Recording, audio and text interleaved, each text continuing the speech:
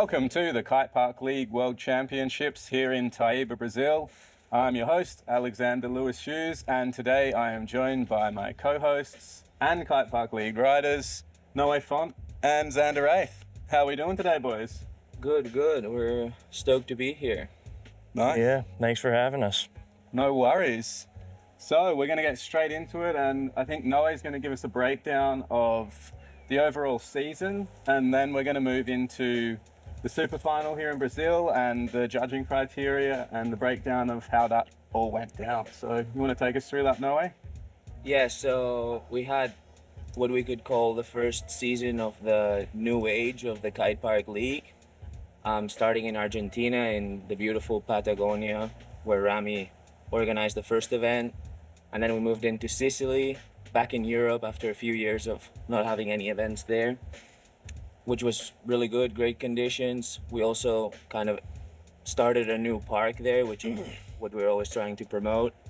And then after Sicily, we headed over to the US. We couldn't have a Kite Park League season with no US stops. Hood River is one of the kite park meccas in the world, so we did a team battle there. Yeah, that went down pretty well, right? So the team battle, you want to just run us through like how that event goes down and how it like differs to what we did here in Brazil? So yeah, the team battle is quickly becoming the riders' favorite. It's a video contest where teams get together and they have a whole week to make a video part happen. It's probably the most inclusive competition format. And yeah, I think over the past 2 years, it's become very popular and everyone enjoys it.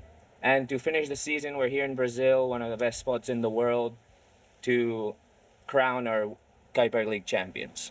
So if I get it right, we had the event in Sicily, we had the event in Patagonia, and those two were qualifiers for this super final. And based on your placings in those events, you were given a spot in this super final. Yeah, Exactly. Okay, so the team battle though, just so we have that clear, that's not a qualification event, right? No, the team battle was a Kite Park League event as well, but not a qualifier to enter. Yeah, it didn't work towards the championship. It was just a individual event just for fun, and it's also the only event that is rider judged. So we don't have a judging panel. Everyone at the end of the week sits down and they vote for who they think deserves the win. Yeah, best video takes it all, right? Yeah, best video takes it all. So we get back into the super final. We're here.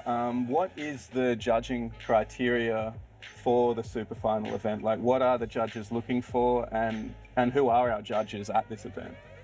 So the judges for this event were Maxi and Joaquim from Argentina and Denmark, both wakeboarders, both have kited, both very knowledgeable about what we're doing. The judging criteria is based on technicality, risk, and more importantly, execution.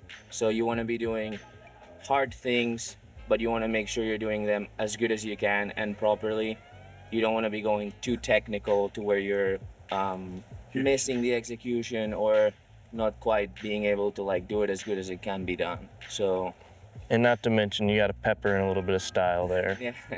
Yeah. So we've got a greater focus on the execution than a lot of other kiteboarding comps. Is really important. How you do the trick, how it looks, and how you present that trick. It's not simply just if you spin a lot of rotation that you're going to get a good score. Yeah, exactly. You really have to push the utmost progression of what you're doing, but also do it in a way that it looks like it's done cleanly and properly. Exactly, like a butt check. I mean, if you're hitting the water, it's a fall, you know. We're not you're not dancing around it, you know. You either land it or you don't. Moving on to more of the format within the judging criteria, we have 4 scores, 1 kicker each way and 1 rail line each way. The lines are made out of 2 features, which you have to connect consecutively. Yep. In, like we were saying before, a smooth and controlled manner. Yeah. So we're breaking down that line. If I get it right, we're breaking down that line. We've got the 10 points on each of the rails, and you get a 5-point flow score in between that. How does that work? What's the 5-point flow score? The 10 point on each rail is pretty self-explanatory. It's 1 to 10. And Yep. So you're getting a score for based on what you do on the rail. But how's this flow score interacting with it? So you start with 5 points in flow, and then they can only be deducted for things such as switching your stance, changing the leash, maybe grabbing the chicken loop to adjust your power while you're trying to connect with the other feature, things like that will deduct points out of your flow score. So everyone starts with 5 points, and then you can only lose them. The rails and the kicker aren't quite 50-50. The rails will inevitably end up being worth more than the kicker towards your overall score. So you get it's like a 60-40 split, right? Yeah. The 60% is the rail score, Yeah. and your final score, 40% will be your kicker scores. Yeah, exactly. And the rails are definitely, it's harder to line up. It's kind of a little bit of a take on a skateboard, snowboard, or cable format where you have to go from one to the other opposed to just one singular trick. Yeah. Once this 60-40 formula is applied, you will see the kicker scores being scored from 0 out of 10, and then the rails from 0 out of 15, with a perfect score being a total 50. And let me tell you, it's hard to get a 50. It's not easy. I don't think there's been anywhere near No. anything near that, which is kind of like what we're trying to promote, that even if it's Brazil and it's perfect conditions and it's as good as it gets, there's still room to improve, and there's always a chance for someone to come after what you think is the best hit you've seen all day and one up it and improve it. So I mean, yeah, we want to leave that space there, right? So the guys have room to grow. If someone just does something that's out of this world, all of a sudden they can get rewarded for that. Absolutely. We don't want to see the scale pushed up into the 9s out of 10 and then not have any room to reward like a person or persons that really excel above what's happening. Yeah, and as well as, I mean, individually for the riders, but also for the Kite Park League in general, you know, there's still a lot of improvement riding-wise, and so you'll leave that cushion there to hopefully see some improvement in the future. in the competition format, you have 3 attempts in the kicker, the best one counts, and for the slider, 4 attempts, the best one counts. In all of them, there's this thing we call the pass, which is if you're coming towards the feature and something's not right, the wind, the chop, whatever, you can choose to ride by it, and then you can get in line and have another go again. 1 per feature. Yeah, so basically not everyone utilizes that pass, right? Some people aren't going to use it. You're just going to see back-to-back 3 kicker hits or 4 slider hits, but if someone takes their pass within that, you're going to see their extra hit at the end. Exactly. Xander, do you want to give us a quick rundown of the heat progression, like how the heats pan out over the event, and like what's your progress through the competition look like? Yeah, sure. So for this final, for the men, we had 20 men. So we divided that up into heats of 3, and I think the three heats, there were 7 men in each heat. One heat had 6 just to get the 20. And from that, the top 2 riders from the heat go directly to finals. The bottom 2 riders from that heat are eliminated, and then those in the middle will qualify for the semifinal, where they then have the chance to qualify for the final. And so in the end, we will have an 8-man final. So yeah, we got a little park overview here. Here's the spot, Taiga, the lagoon. Insane. As good as it gets. Pretty hard to believe from the air, really, that you could have such a setup and just have these rails sitting down there. And Yeah, I don't know why we haven't done it before. So the right foot line was the square flat bar, around 8.5 meters long, followed by the up to flat, the 5-inch tubing. Yeah, and these are a little bit different in comparison to past events because these are solid steel and not floating. They're fixed to the ground. So no wobble at all. I mean, once you're on it, those things are solid. So definitely one of the more unique features, I guess, that we've had in the park in comparison to the past. Yeah, that's preferable, right? It's really nice to kind of hit something that's solid on the ground that you can really like lean into it. Exactly. Yeah, it's nice to have, just be able to kind of balance as well as know that when you're on it, that's not moving, and if something were to happen, it's operator error and not anything caused by conditions or the feature. The left foot line coming on the first feature, a Brazilian theme eucalyptus up to flat, followed by a metal 2-inch incline. I think all these features being much more technical maybe give an advantage to the more veteran riders, the ones with the more experience that have, you know, some knowledge on these much more technical rails. Yeah, and for the makes sense. super final, we want something that's pushing everyone to the limit. Yeah. What about the kicker? What's the kicker there?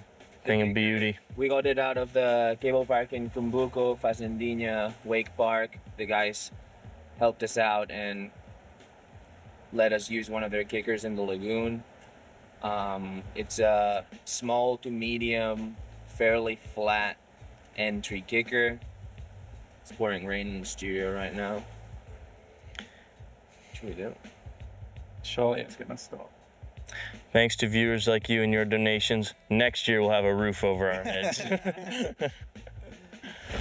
Cool. Well, we got the judging criteria out of the way and the format. How about we move into a rundown of round one and we watch a highlight video of what we saw in round one. Yeah. Let's do it. So for Heat 1, Round 1, we had Tim Walsh, Santi Cisneros, Jack Ryder, Lucas Muzio, Xander Wraith, and Ramiro Gallard. Making it through directly into the final was Jack and Rami. Jack beating Rami, which was not an upset. We knew Jack had it in him, but I would say it's his first time really like throwing down from the start and making it straight to the final. And that kind of showed what we were to see in the later rounds and in the final. Yeah, I think Jack overall definitely progressed as a rider. Yeah, His last 100%. It's like just watching him go from, you know, doing first rail hits and kicker hits, sort of looking out of control, to now like composing himself more and starting to do like some pretty technical hits that I think a few of them we really didn't see too many people do. So Yeah. it was cool to see like him pushing that technical side more, and I think as he grows as a rider, he's going to be a formidable force to contend with. 100%. He's one of the top dogs. And as well, Rami, Jack had, this was Jack's second contest of the season. I think Rami had done all of the events, so Rami had maybe a little bit more practice in the park under his belt, and so yeah, I would say a little bit of an upset. And then in the other guys going into the dingle was Xander, Lucas, and Santi. We all knew Xander was gonna make it through on the first heat or in the dingle, but then Lucas and Santi from Argentina, Santi's done all the events besides the team battle as well. So already in Argentina, he showed that he was extremely down and super into it. Super cool kid. I think he's one of the youngest competitors. I think so.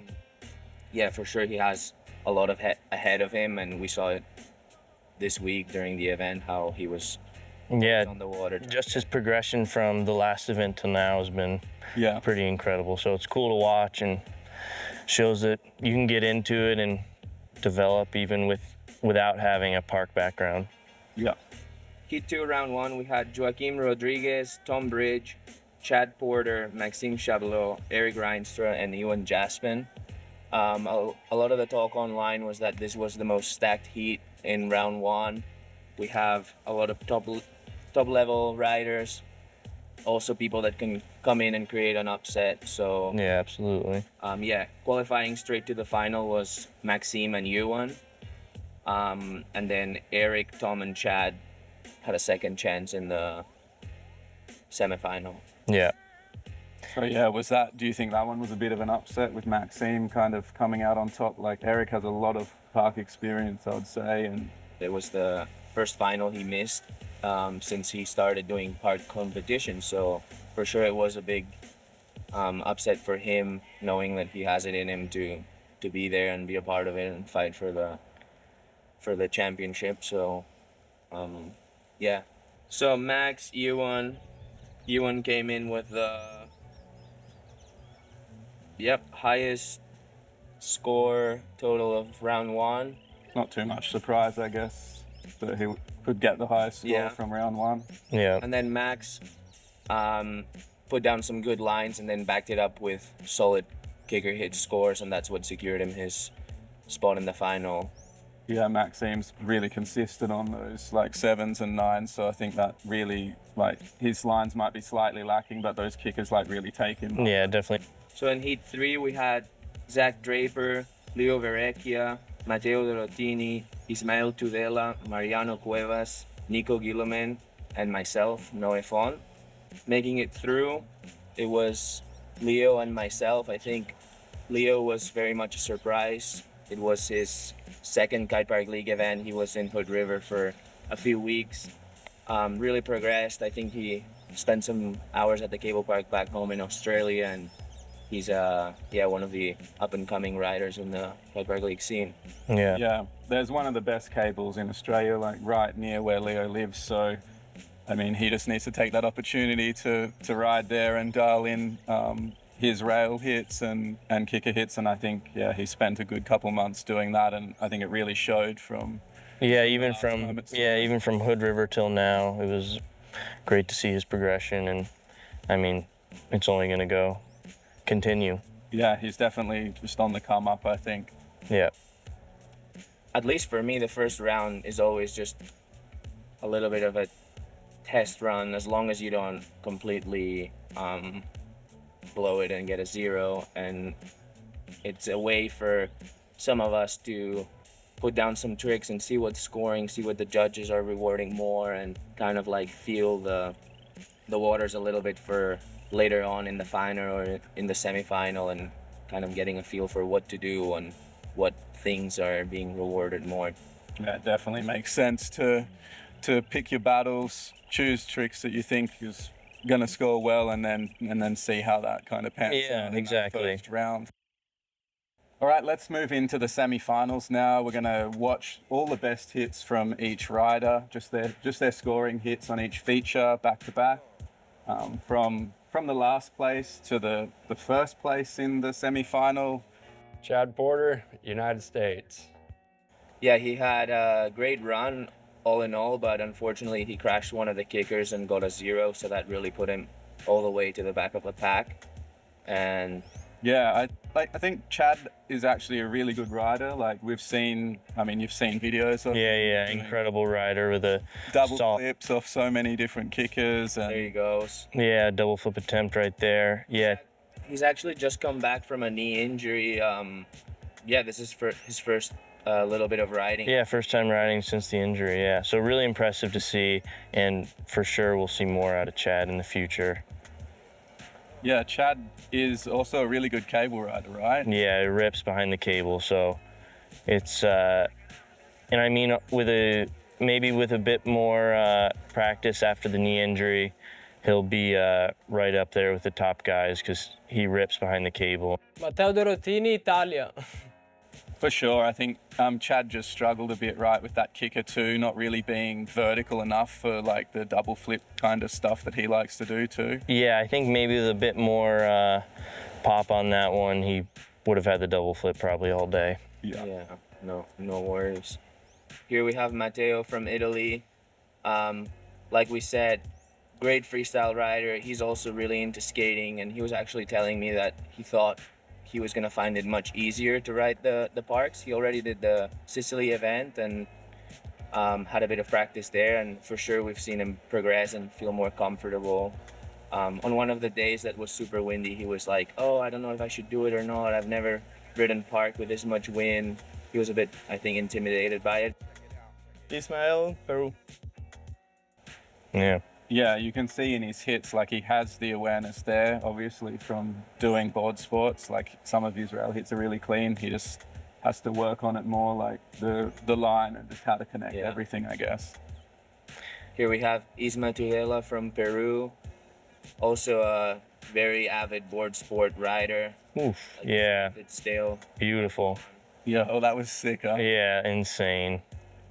When I was filming, like flying behind the drone, that was like a highlight moment for me. I was Crowd like, favorite. Yo, Yeah, that was insane. People were getting wild on the beach too. Yeah, I'm excited to see how Isma these next few years go for him, because he's got a lot to offer. And Santi, Argentina. Yeah, I think Isma, like the hits he does that are good, looks like really, really good. yeah, It's fun to watch, and so hopefully he can like put those together a bit more into like some more sort of technical things that are also going to give him the score he needs to like progress to the next spot. yeah. Here we have Santi from Argentina. Young gun. Yeah, one of the youngest rider in the event. There we go. Nice board slide 270 there. Getting some clean hits. I think he's really motivated. We're probably one of the most hungry guys, and we'll see much more from him in the coming event. Lucas Mucio, Argentina. He's got a pretty strong freestyle game too, right? So I Yeah, think all that those was helping. guys. Yeah. All those guys are super strong freestylers, so that all they need is just some more time in the park to figure out the small details and clean up their hits. Same like Lucas, right? Like Lucas here is one of the better freestylers. We've seen him do like arguably one of the best Mobe 7s maybe. Yeah, incredible freestyler. So yeah, he just has to get that time down in the park and get the awareness down so he can really dial it in for those 3 or 4 hits he needs to get down in the comp. Here we go, Lucas coming in. Super sick. Super sick. Panning to blind. Eric Reinstra, California. Like over his shoulder. That. Yeah, Yeah. it looked really cool, that tantrum to blind. Here we got Eric Reinstra, Kite Park League veteran. I mean, so many great things to say about Eric. He's really helped, the whole progression of park riding and really been kind of an icon, I'd say, over the last 10 plus years. And definitely one of the reasons I kind of got into park riding, I would say, was probably because of Eric. And so it's been a pleasure to ride with him and Was he the now compete with him. I think so. Yeah, I think Rani's probably the oldest competitor, and we don't probably even have enough time to just go through everything. Nicolas Gilloman, Switzerland. But yeah, he was also one of the founding fathers of the KPL, and his vision for KPL is what helped start what we're still continuing today. Yeah. Nico Gilloman from Switzerland with a super clean right foot line. I remember being on the beach for that one and everyone was cheering him. Yeah, Nico's really dialed on the rails. He's kind of maybe a bit more so his area of expertise over the kickers. It's a pleasure to watch him ride. Yeah, he's also like quite good at cable. You see cable background. Pretty nice hits on his like Instagram and stuff. Yeah. Cable. Does a lot of cable trips. Does a lot of snowboarding too. So Yeah. Xander Wraith, USA. Oh, we got the big dog here, Xander Wraith. Oh, geez, here we go. What were you thinking here, Xander? Really just trying to put something down. I mean, everyone in that semifinal was ripping, and honestly, everyone deserved a spot in the final. So kind of just trying to do something that I know I could land, and then if I did that, ideally just kind of push it from there. And Yeah, it looked like your lines really took you through. Was that tantrum off the kicker strategic, or was like what was running through your head when you did that left foot kicker? Yeah, it honestly wasn't ideally what I was going for, but I was just kind of struggling all day with that kicker and just was like, need to get something down. So Yeah, Yeah, played it safe for that You one. did, because you made it through. Yeah, made it through, so. Making it through to the final from the semifinal was Xander Wraith and Nico Gieleman. For Nico, it was all the way down to the last kicker hit. I think he had his back five, which put him right over Eric and qualified him for the final. It was super close with the scores between them two. So Eric missed his first final in the KPL history. Forever, I think, yeah. I mean, they knew their scores, right? Going into the final day, they had a feature. You had a feature left. Yep, one feature left. And I think Eric was on the top, right? After I think so, yeah. those three features. So, yeah, for Eric, it must have been quite nerve-wracking needing to go into that last feature. and Yeah, get that definitely. score. And yeah, Nico just pulling off that back five and just pushing himself over Eric. Yeah. Bit of an I think Eric also did a back five, but it was more a matter of who did it better, and Nico's was much bigger, cleaner. Yeah. Yeah, and it was tight between everyone, not just the Yeah. top three. I mean, everyone was ripping, and I wouldn't be surprised to see the names that are on that list in a final at some point in the future. For sure. So after the men's semi-final, we got into the women's final. We had 3 women pre-qualified for the super final, which was Nadia, Katie, and Carolina. All staples of park events across the year, and yeah, really deserving to get a spot here in the final in Yeah. Brazil, I think. Yeah, they all put on an incredible showing, and it. I mean, they had great conditions, and it was epic to watch. I remember after the final, there was some, I don't know her name, but a wakeboarder from Argentina who like came in and started like hucking it off the kicker, and I'm sure she was watching the heat, and that really motivated her to go for it. And I think their riding has been improving over the past few years very much. And you know, Katie, Carolina, Nadia, they've all been contributing to like pushing each other even when there wasn't events, and it was just, you know, free riding, and there's been progression there, and it's nice to see it. Yeah, I think the barrier to entry is less so than people think, and if you want to get involved, there will definitely be opportunities in the future, and we hope to see more women in upcoming events. Yeah, so let's get straight into it. First up, we had the women's right foot line. We started it off with. The wind wasn't so windy before this line, but it really did jack up. Yeah, kicked right in when they started. Which is worst case scenario for the competitor, I feel. Worst case scenario, but I would also be willing to consider it one of the best case scenarios, that it was the line opposed to the kicker. That's true. That's true. Maybe a little bit more easy or manageable in stronger winds to handle a line, as opposed to being really powered off a kicker.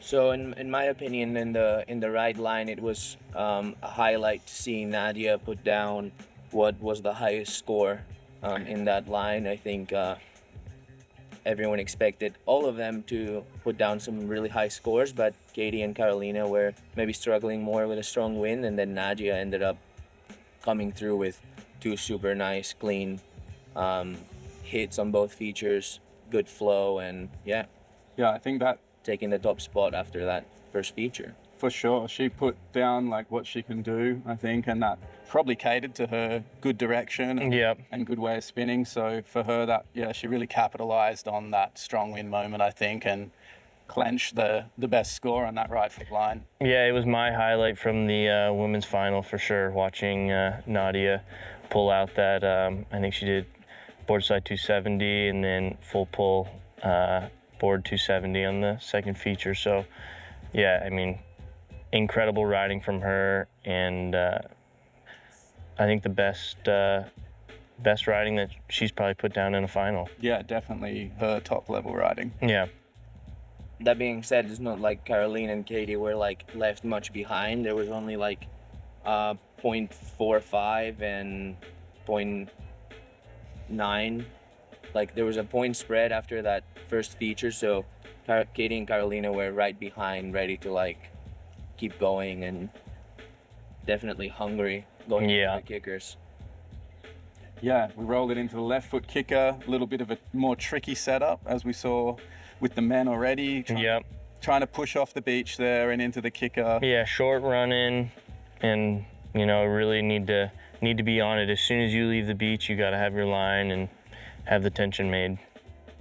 It was like the opposite situation they had in the right foot line, where I feel like the wind had dropped off quite a lot and they didn't have the power they wanted, I don't think, Yeah, to do what they wanted to do. I think they were really milking it, trying to get as much power as they could out of the kites, and in the end they were able to make it work. Yeah, they put some things down, but we know from past events and experience that they definitely had more to show on that kicker than what they did. Yep. So, I mean, that's a competition though. That's just roll the dice, luck of the draw. Yeah. Yeah, you could see it in the scores too, how like the first drops were all their backup, but then also top scores because they had to rely on them. Given that they couldn't put down a better trick later on, probably because of their struggle with the wind conditions. Certainly. After that, we rolled it straight into the left foot kicker, and after the right foot kicker, Katie already took the lead there, followed by Nadia, and then Carolina super close behind. So it was all still up for grabs, only halfway through.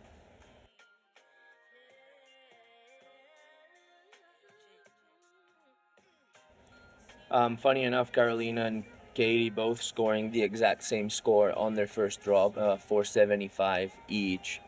And then Carolina zeroing out on all her other attempts, so again, relying on her backup score. Yeah.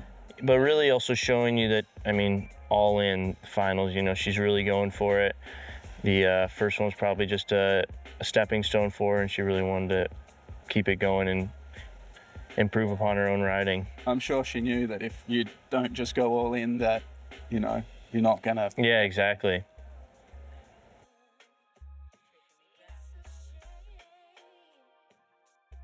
Yeah, so we moved it into the left foot line, and they completed this line actually after the men's dingle. So it was getting towards the end of the day by that stage. The wind was still pretty good, I think. They had quite decent wind, but once again, a little bit of a tricky approach with that beach being so close. Yeah, another short running for that one. And I think that definitely played into what we saw with that line. And I think it's something that is not yet or not often seen in other sports. Like in a surfing event, you go to a left-hand break and everyone's going the same direction. And with kiting, it happens too with the spots. Like Taiba is obviously a more right foot suited lagoon, yet you can still ride left foot, and that's why all the left foot stuff is maybe a bit more of a struggle, because the lagoon is not shaped in that ideal form. I think there we did see some progress of them taking it easy at first, getting a score on the board, and then slowly upgrading it, and then the last hit being their top scores, both for Katie and Carolina. Yeah. Katie scoring slightly higher and securing her win, and Carolina not far behind. It was really close in the end. It was a really close final, yeah. A fierce rivalry between those two. I mean, both of them are equally as capable, and I think they probably throughout the entirety of the final, they were just kind of feeding off of each other and seeing what was going down and who could improve. I think with the scores, Katie was on the lead after the second feature, but without knowing the scores, to everyone it was a very tight battle all the way to the end. Yeah, they didn't know the scores in between, so for them it was probably that it could have been either way, and they knew they really had to like push to get that top spot. Yeah, as a spectator, I mean, I was unsure as to who was going to stand on top. So, I mean, Katie's been pushing really hard these last couple of years when we've had this downtime between events, and she's really been like working on new tricks, working on her style, working on getting, you know, to be that top level rider. Yeah, exactly. She's carried the momentum from the team battle. She was, I think she was awarded top female for team battle, as well as her second place finish in the team battle. So yeah, Katie's got huge momentum and potential, and I think she really capitalized during this event. For sure. And we saw Carolina in that top spot. She's been world champion before. Yep. Been world champion in freestyle. And she's just coming back now from having a child. And Yeah. so I mean, that's pretty. I mean, incredible. inspirational. Yeah, incredible comeback, and just, I mean, Our first mom competing in the KPL, I think. yeah, incredible showing from Carolina. I mean, from the kickers to the lines, so composed and Yeah. I heard from great riding.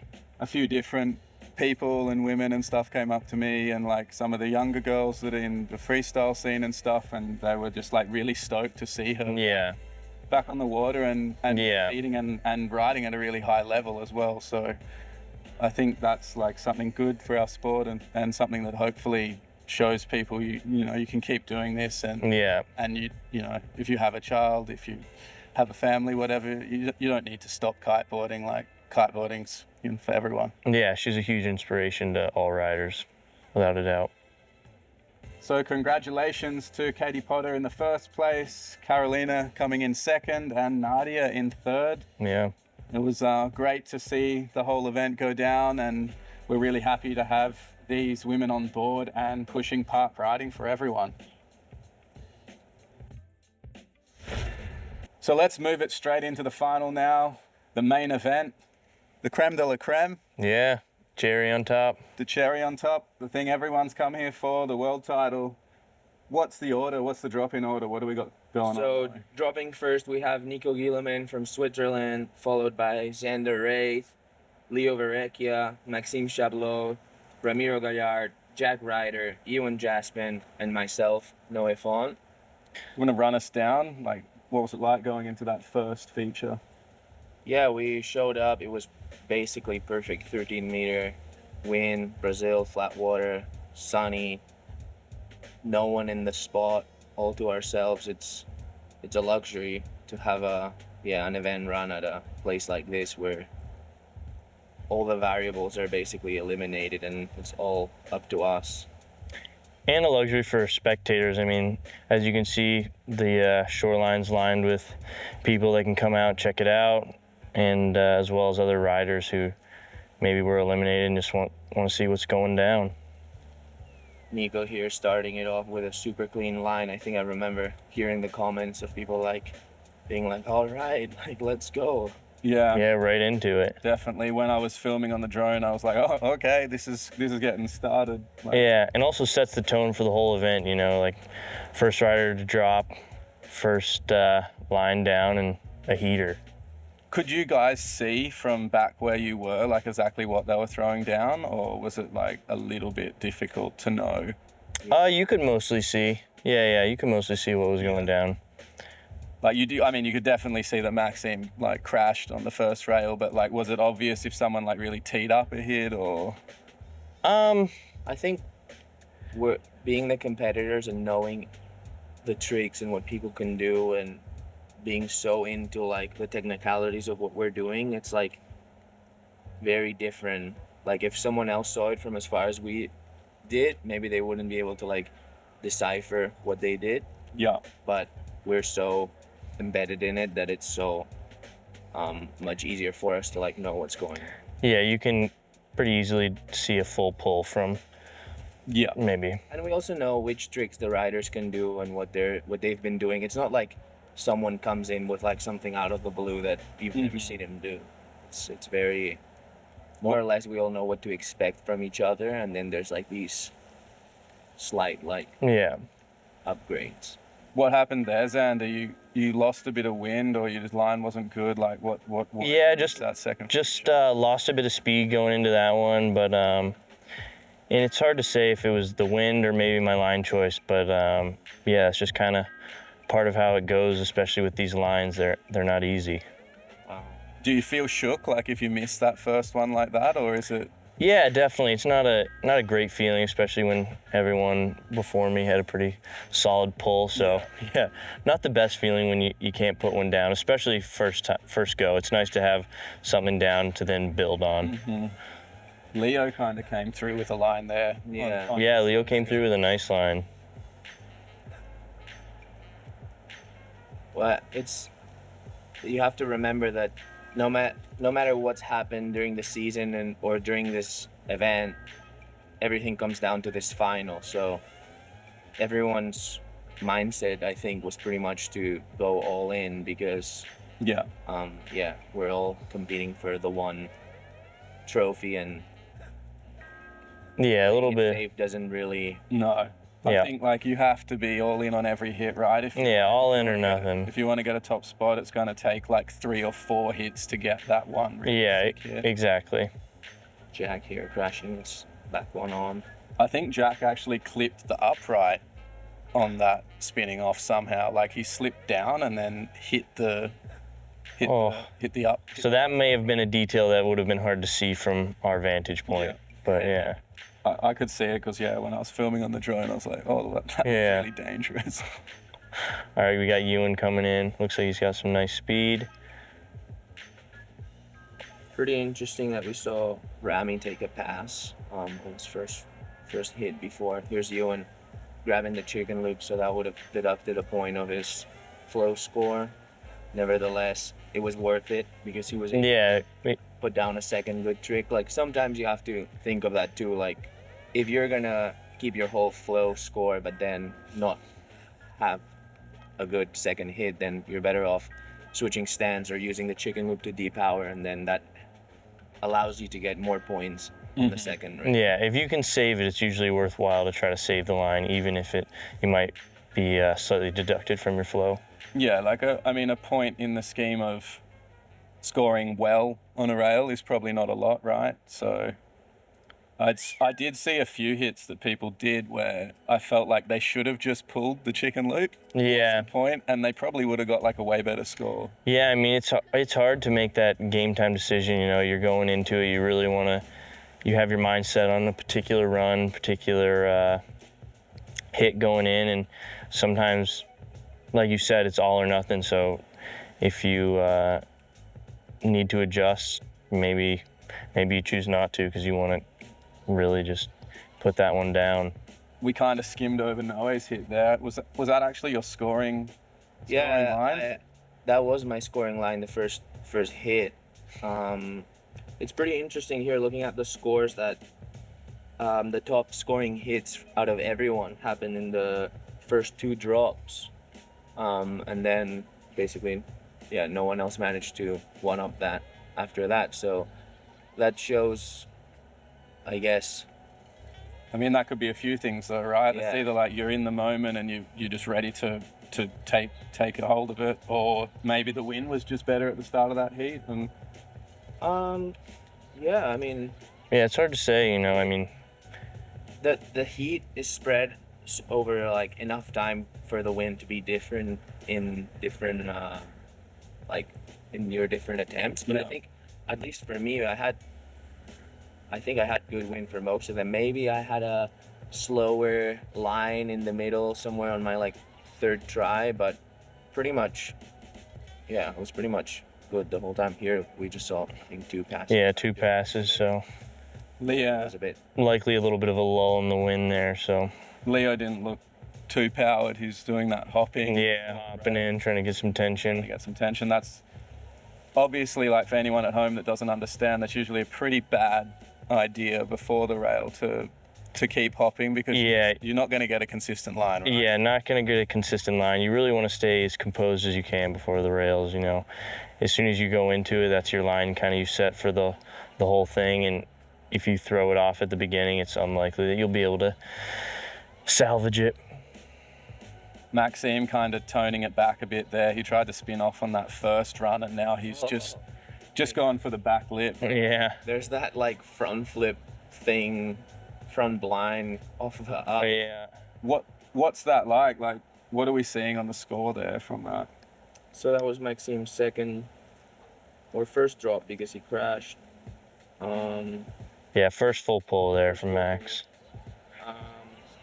He got a 4 on the flip to blind, and then a 325 on the back lip, a 5 in flow, and then once all the maths are done, his line was a 735. So out of 15. So that, I mean, the judges were kind of liking that flip to blind. Then you think, like, was that rewarded well for what he did, or like is that something that's not really worth doing in the scheme of the event? I think it depends. Like maybe for someone like Maxime who's doesn't have as big of a rail trick repertoire, Yeah. playing with like new different things, trying to like catch the judges with the wow effect Yep. might be Mm-hmm. his advantage. But Yeah, I mean, definitely different than anything anyone else was doing. So yeah, I think huge contrast there. that was a bit of a surprise to see him do that because it's not like he was doing it in warm up or anything. No, I mean, yeah, it was surprising for me following him, but I also, when I was following with the drone, I thought like, oh, he's just sort of going like way too fast or like Yeah. on the wrong angle to make the hit. So maybe that was also strategic from him to Yeah, do that. Yeah, that was Jack's best line there. yeah, Jack with a really, Back one and from board, same way for 50. yeah, really nice Yeah, ball that from was a Jack. super clean line. Yeah, similar to Ewan's high score, I think, that is coming up now. Similar trick short. Yes, similar trick choice. Yeah. Yeah, I think, yeah, well, we'll see what Ewan does now, but as you've already told us, you know that those top scores were all done in these first couple runs. Exactly. Yeah, So- I think after that everyone was trying to one up themselves, but maybe it didn't quite happen. That's Ewan's best hit there front three. Switch back one. Super nice. Yeah. On board. Yeah, we've seen that one online quite a lot already. We're going to get the not fast replay action of Yeah. this one. Really teed up on that front three on, huh? Yeah. Super clean. What do you think, like, between that front three on and the back one on? Is there like a difference in scoring for those? Like, do you feel like one should be better than the other, or? Well, I think doing a front three is obviously more spinning, and to do it like this clean, it's much harder than a back one. But it also depends on which stance the line is set. Mhm. You know, if it would have been a left foot line, then people would have been doing, you know, different tricks because it's their good side. Yeah, Yeah. good side. Yeah, that was the highest score right there that we saw from you on 12 points. Yeah, that was our top line, and Yeah, the one that we've seen on the on the internet. on the internet's quite a bit already. Yeah, and as you mentioned, high score you can receive on the lines of 15. So That was pretty close. yeah, Perfect, that's- yeah. Yeah. Here's that Oh, we're getting the double replay here. double. Yeah. Did you see what Ewan did and then kind of felt like you needed to pull something out, or was it? I was always gonna go for that. I kind of like wanted a front three out of that, but I didn't get it. And then I came in here, switched toe side, back to sev, pretzel to sev. I honestly, in my mind during the heat, thought that might have been my highest score on the line, but it turns out it wasn't. My first line was Yeah, the judges liked my first line better, so I think when I was flying too, I felt like that was maybe the better line, but it could also be the angle that they were sitting at, Right, because right, yeah. I mean, we're seeing the drone angle, we're seeing the long lens angle from downwind, exactly. and those guys are sitting like upwind Mhm. and to the side. So it's hard to say, like, maybe from their angle it looks like something's like come off a bit early or not teed up the same. So yeah, you always have to take that into consideration. We're watching something completely different to what those judges are watching. And like when I've been judging before, I know the feeling that they have later when people are like, but look on the video, like my hit was way better. And it's like, well, it might be better on the video angle, but from the angle we were watching things and saw it, you know, we saw something slightly Yeah. different. So And that's just kind of part of competition, and part of the role is being a judge. You know, a lot of pressure's on, and when it comes down to it, you kind of have to make that game time decision and be confident with it. yeah, it's like when you're shooting a video part, you kind of want certain tricks filmed from a certain angle because that's how they're best displayed, and yeah, it's the same thing for competition. Nico's kind of macking here, to be honest. Like he's flying Yeah. away from the camera. I feel like Yeah. a lot of his hits were actually maybe some of the faster Fastest, hits yeah. in Yeah, the definitely field. had some power there. I'm not sure if that's just because he got a gust or, you know, the way the kite he had set up or what, but yeah, it was noticeable to me that Yeah. a lot of hits he was going pretty fast. Like I said, the highest scores happened in the first two drops, but that doesn't mean we didn't see any like high scoring hits later on. They just didn't improve each Yeah. rider's like high score, you know. Xander's one here. Was that intentional, like the little back side to side? Were you trying No, to it was just that was just for balance. I could feel that I was coming off Yeah. early and just had to kind of rock with it a little bit to stay on and try to salvage that one. But we've seen sometimes where you've done that like style of hit, like the rocking back and forward, like Yeah, sometimes. purpose, right? Yeah, sometimes I'll do it purposefully. That one was not on purpose. Don't know if I was rewarded for it or deducted, but yeah, that was just to save it.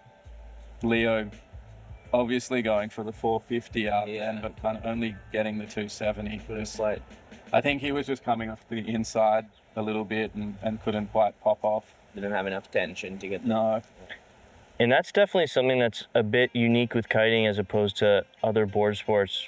Whereas maybe you have a particular trick in mind, a lot of times with the bar, you can save a trick without attempting it all the way. Like maybe he wanted to do that 450, but was only able to get the 270 and was able to still save it. Yeah. Yeah, you've kind of got that bar there for balance. So Max, here. yeah, Down. That was his same trick he tried on the first attempt, right? That he crashed as well, front board, or did he try a Yeah. backflip 450 on Yeah. the first one? It was just he crashed twice trying Yeah. the same thing. This is a clear display of knowing that you have to go all in with all you got. You know, he already had that line with the flip.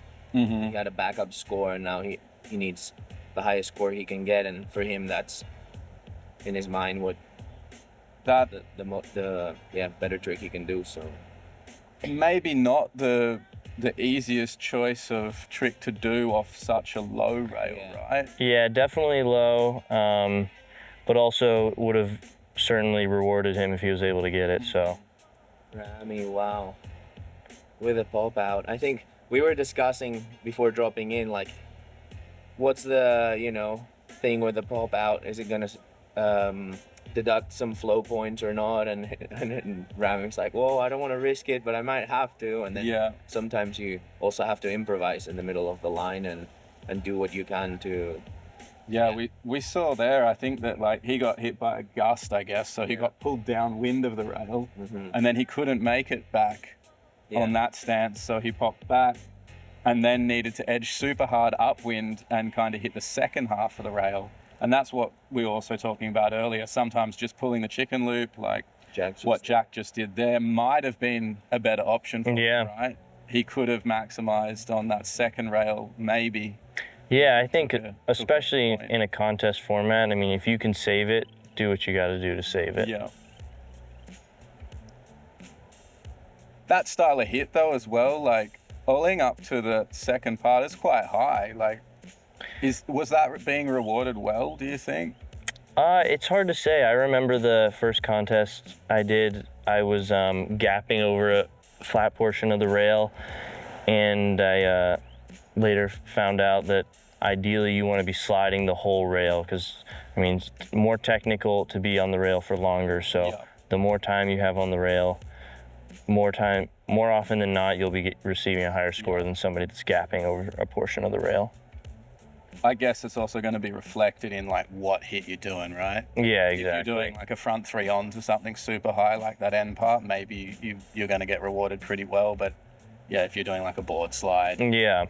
probably not going to get the highest score. And that definitely comes with experience. And I mean, the more contests you do, you probably will start to understand how that might be reflected in your score. And so did that end up being your highest scoring? No, the first one was I got the back one on, front three out, and then I wanted the back 2-7, pretzel 2-7, and I didn't get the last pretzel on the second rail. But yeah, none of these were like low scores. They just were lower than my first Yeah. one, So yeah, I just kept trying to one up the first one, I mean, that first rail hit to me looked like super clean and Yeah. well executed. And I mean, obviously you were trying to get that last pretzel off the second rail, but I don't think that the hit was still bad. No, it wasn't. I mean, the score was still a good score, like I said, but yeah. Sometimes too, you're going for something that is harder for you because it might be switch or your switch stance or whatever. But then, in the end of the day, the judges are just judging the trick you're doing. Yeah. If that trick is not better, even though it's harder and whatever, it's not better, so you don't get a better score. No. And I think that, to me, like, I was like, oh, coming in switch toe, switch back to sev, like, in my mind, that's a much much harder. You'd think it would reward you. Yeah. They'd reward you for it. Yeah. I was thinking that as well when you were doing that hit. I was like, oh, that's pretty difficult, switch like toe and switch to sev. But then I was also thinking perhaps they're not even like considering that. They're just judging it from a standpoint of what the hit actually looks like. So, Yeah. I mean, when you're watching so many hits as a judge, it is difficult to remember sometimes which is the regular or the stance for people. And I don't disagree with maybe not taking that into consideration a huge amount, especially with a kite where you've got that bar in your hand, you've got the tension. Because for some people, sometimes like their stance makes absolutely no difference to them, but maybe rotating one way makes a difference. Yeah. And for other people can be the opposite, right? Like rotating one of the directions is hard, but the switch stance isn't. That's something that we were talking about in the briefings and stuff. Rewarding spinning both ways, riding on both stances. That's something the judges for sure were looking at and rewarding. You see sometimes, like for example, Leo, he's got clearly a preference spin and a stance, and he always tries to wind back and land, riding goofy, which I'm guessing that's his stance, and spinning the same way. And clearly he didn't get as high scores as other people doing both things. Just slipping off a little bit early there, and that also carrying him downwind, right? Yeah, I had to really edge there. Made that line into the second one hard, but there he goes, able to salvage it. Salvaged it for sure. I feel like he could have just made that extra one as well then. Like maybe he was cautious because he just wanted to get a score on the board. Yeah. I think he could have made it. Yeah. It's tough though when you're out there and like you have a certain idea of the scores in your head and then they're not exactly how you thought they were, and you're just playing with that in your mind.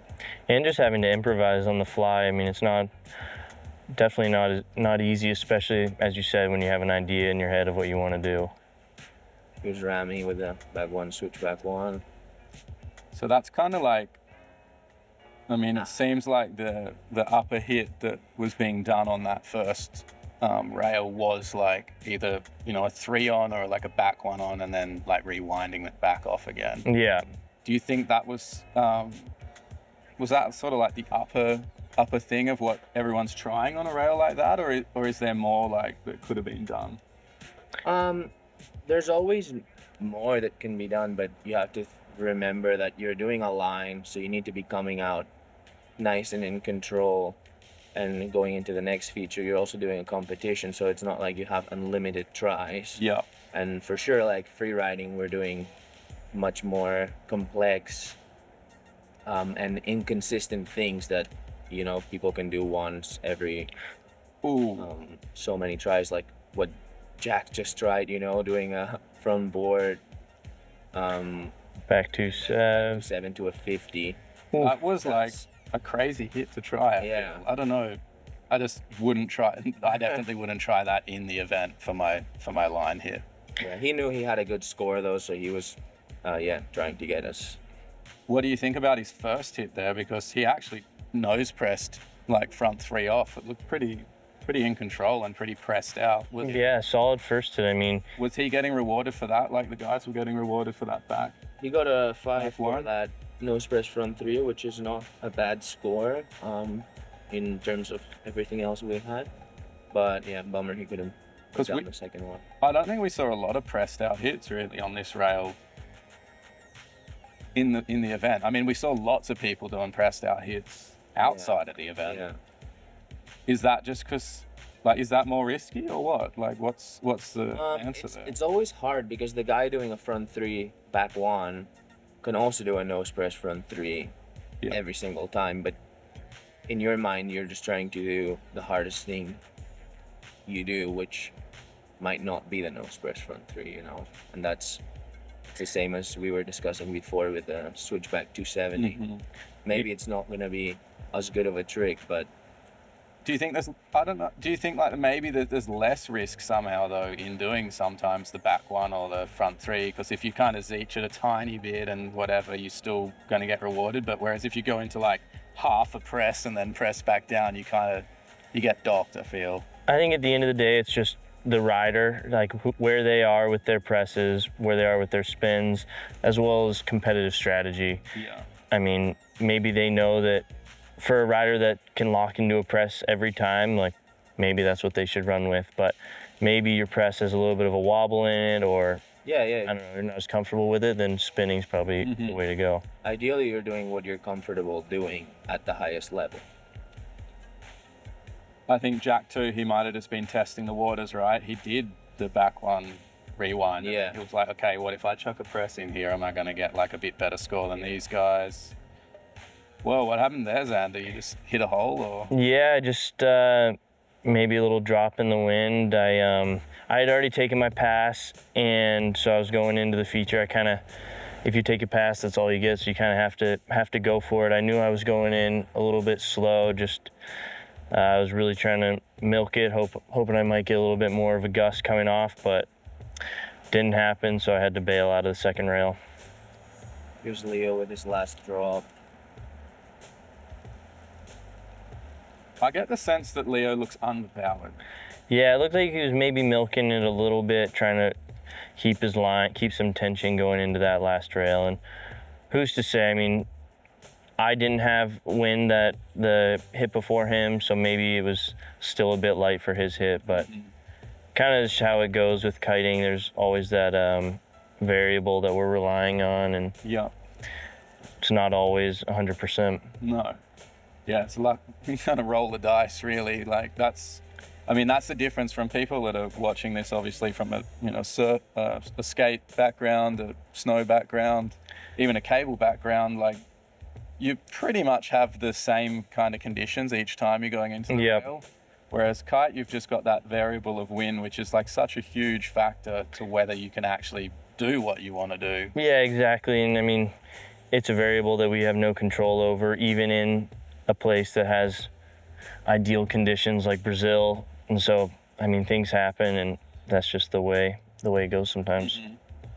So this was Rami's last hit. He was the last one to drop after taking the passes, and then, Yeah, I think right foot line. that's it with the right foot line. I think we're gonna see. Yeah. So after the right foot line, the current standings, Johan had his 12-point front three, back one to front board 450 line. Yeah, nice pull from you, and that was sick to watch. Definitely a banger. I think the judges kind of got that one right. Yeah. He ended up on. Yeah, I agree. And then we had Noe. I think that was his first full pull, the 11-1. I mean, super teed up. Of course, he probably thought he had a little bit more to give, but that's what he got for the first right foot line, and definitely we'll see how it pans out for him as the contest continues. Yeah, interesting to see as well. Rami's like right up there at this point. Like he's only 1.2 behind Noe, so he's still completely in the mix, and the other guy's not so far behind him as well. Yeah, third, fourth, and fifth, really close. Yeah, all nines. So, I mean, when the field's that close going into the next feature, you got to really put it down. Mm-hmm. I mean, at this point though, like we know the scores, we know the standings, we know it was that close, but you guys are still in the water, right? So you have no idea. Yeah, riders have no idea, and that's kind of part of it. I mean, maybe some competitors don't like to watch other riders, and others, have hawk eyes. They're watching everything go down so they can assess where they think the standings might be. Yeah, you just have to make it up in your head and kind of guess off that. there we see Nico again starting off with a really clean heel back 5. Yeah, Nico's The tone for super consistent again. He's putting in a good showing, honestly, at this event. Like, being the first rider and first hit, pulling something off on Yeah. both features. That's kind of like, I Yeah. feel like that's a pretty big statement. Yeah, huge statement. Xander taking a pass there, and see what Leo's got. What was that pass about, Xander? It was not a strategic move. I just think I probably went into it and something was off. Maybe it was the wind, maybe it had been my line or something. And who knows, maybe it was the wind. Leo there, you could see him kind of pump in a little bit. Maybe he was trying to get a little bit more juice there. I think it was a bit of a drop in the wind. I feel like Leo's kite was kind of high on that. Yeah. And he jumped a lot off the kicker to Yeah. his height, so I mean, he didn't really get overly rewarded for that, but I'm sure he probably had 7 in his head. Yeah, definitely had 7 in his head, but I mean, hey, that's a score on the board, so. Here we go, Max. We get Super clean back 7. Yeah. Replay of this one. Yeah, you can see like how his spinning is just so tight and clean. Yeah, Got that freestyle back. definitely bringing that over from his freestyle background. That was, I mean, as clean as it gets. He probably needs to just chuck a little grab or something in there, right? And then he'd Yeah, really he kind of got be a maximizing. 7.25 for that heel back 7, and that's the highest score so far on the right foot kicker. Yep. Not a bad start. What are we seeing here? Attack back, is that allowed? He turned around there, coming in, but didn't keep pulling through. What happened? Yeah, so his line hadn't quite started yet, so There might have been someone in the way. We had a couple of people like come through the course around then, and they didn't know what was going on, and yeah, we had to clear them out. But yeah, I mean, overall, the people actually riding in the lagoon were pretty good through the whole event. We didn't really have that much trouble. yeah, very courteous. And I mean, it's definitely tough when a spot as popular as this is taken over by the park and by a contest. So thank you to everyone who was kind of gave us time to finish up the contest before they could get For back to sure. riding. It goes to show, I guess, like the Brazilian hospitality there. Like, I think the people that we probably had in the zone, when we did have people in the zone, were just tourists, actually. yeah. They weren't locals. Yeah. Brazilians. There was just someone who didn't really know what was happening, and they just made like a tack through. And Yeah, and I mean, it can happen, you know, we don't have control over the water. Here comes Rami, another clean back 5, 5.75. That was the score for it. do you feel that one was underscored? Because I don't know, for me it just looks so clean and proper, and like the kite height was like pretty mint. Nico got a 5 first one. They were probably, it was only like Yeah, it was a little slightly bit better. Yeah. You have to remember this is the super final, and probably big hits are gonna go down. And if it's not now, it's the hit after. So you need to leave some room for the scores to build and get Makes better. sense. Yeah. It just like, it's hard when you see a good trick and then it's like, oh, 5 something, like that's Yeah. low. Yeah, we're also not rewarding,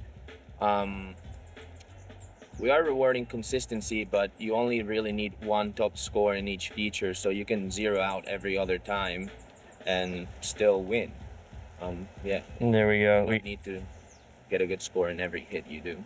We're getting the replay here. A little bit of pre-spin, but the grab seemed solid and the landing was solid.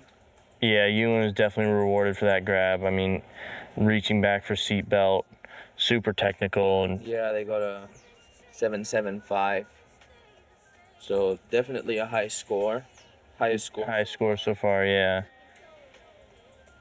That seems like in line with, I feel like, what we're watching. That seems like the judges were pretty on it at this point. Yeah, and so I mean, for someone watching, they might think, oh, Ewan only did a 5 and was scored higher than Max, who did a 7, but then you have to take into consideration that Ewan grabbed his and Max was just swapping. So what was going on here, Noe?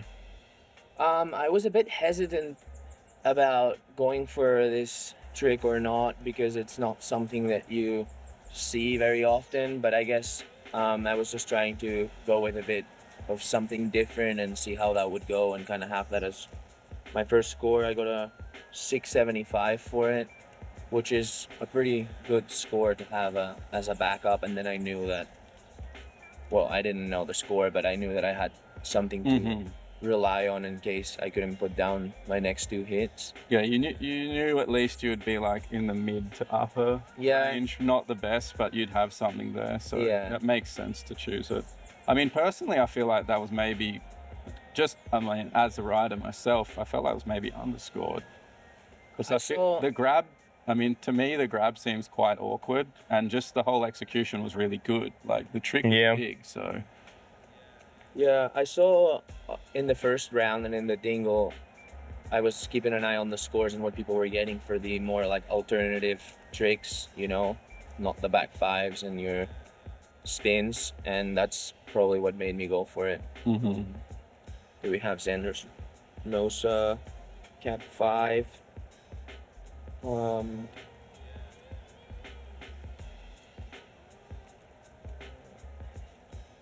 5 points for that. So clean, nice execution. Yeah, I guess the judges like that one, huh?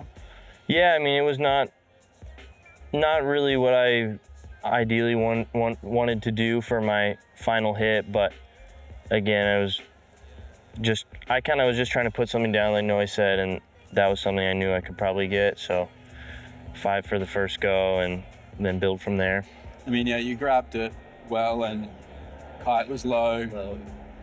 Ideally, what you see a lot of the top guys doing is like putting down mid to upper score and then having 2 more shots at like a really high score, and in the end, like those that stick them end up in the top, and the other ones have to put in some more work. Yeah, definitely competitive strategy that comes with experience. Toe front 9, grabbing the chicken loop there, a bit of a pre-spin. That is not a trick you see very often in competition or in free riding, that the toe side, front side spin. No. Not a very common thing, and I think it's a risky play, personally. Like, I think a toe front spin, like whether it's a 5, 7 or 9, has a big potential to look bad. Yeah. Because it's really easy to pre-spin off the kicker. And when you do pre-spin it, it's always so noticeable.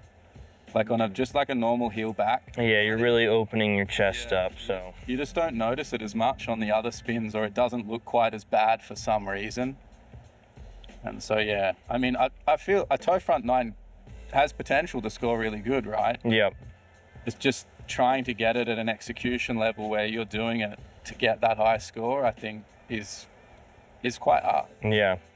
We're yet to see a properly executed one, I would say. Yeah, I can't remember in any of the events anyone really doing a really good one. Wow. Jack, big toe back 7. That might have been the best toe back 7 of the event. That was a 775 for Jack. Just from my memory and just looking at the fast. footage. No pre-spin, big kite low. Is that the highest score of the event so far? Or from the kicker? That scored exactly the same as Ewan's seatbelt back 5. Yep. Which, here's Ewan taking a pass. What do you think about that? Is that like... Is that a pass? Did you take it? I don't really know what happened. Oh, there's a... Someone Oh, yeah. Someone was tacking in there. All right, Ewan's coming in. Looks like he's got some nice speed. Toe. Oh, We're going toe back 7 on that one. He told me he was trying to do a toe back 9, so... Oh.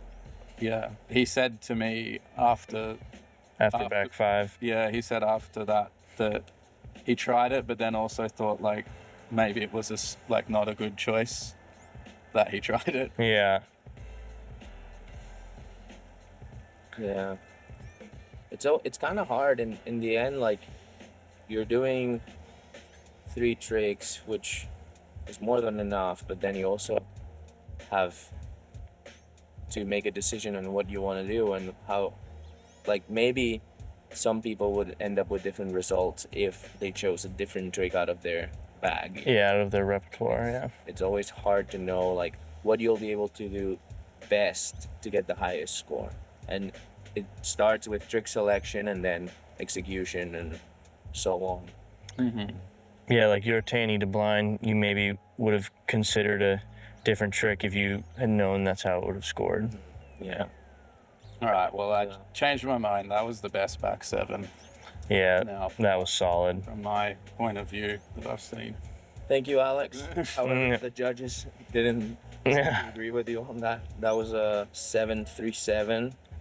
Wow, So- that's surprising, honestly. But that's also something to consider is that's the second back. That would have been the second back seven in hit on this feature during this heat. So a bit of a Do you think he was getting cut down for doing the same trick as someone else, or?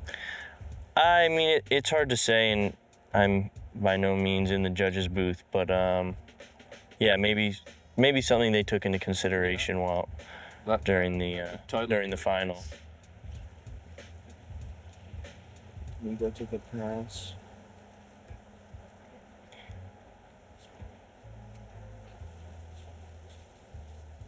You look like you're pretty powered up on this attempt. No, Yeah, it was. no. I didn't feel it on that one. You kind of touched the kicker. If you touch the kicker, is it a hit? Yeah, it's technically a hit. I think I was clear of it. Hard to say. Pops over. Yeah. Actually, I had that once happen to me. I wanted to pass, but it was too late, and I tried to ollie over the kicker and hit the top of it anyway, and missed the shot basically by deciding to pass too late. Yeah. Risky business passing super late. There was Leo going down on a front seven. Super close. He really needed that, huh? He just popped the handle. He pretty much landed it. Yeah, it was close. Forward. This is Max. Is he gonna go for the toe front 9 again? Yeah, I'm curious. I actually don't remember what he did on this attempt. Here we have Tom in the background splashing the kicker, making sure it's. Oh yeah. Oh yeah. Kite was higher than you would have wanted, and there's that Yeah, unavoidable. and he pre-spun that one more A than little bit of a pre-spin. Yeah. Like it was almost. He ended up getting a 7 for it. Not the highest score. His back 7 still scored higher than that. It was obviously much better and Bigger, cleaner.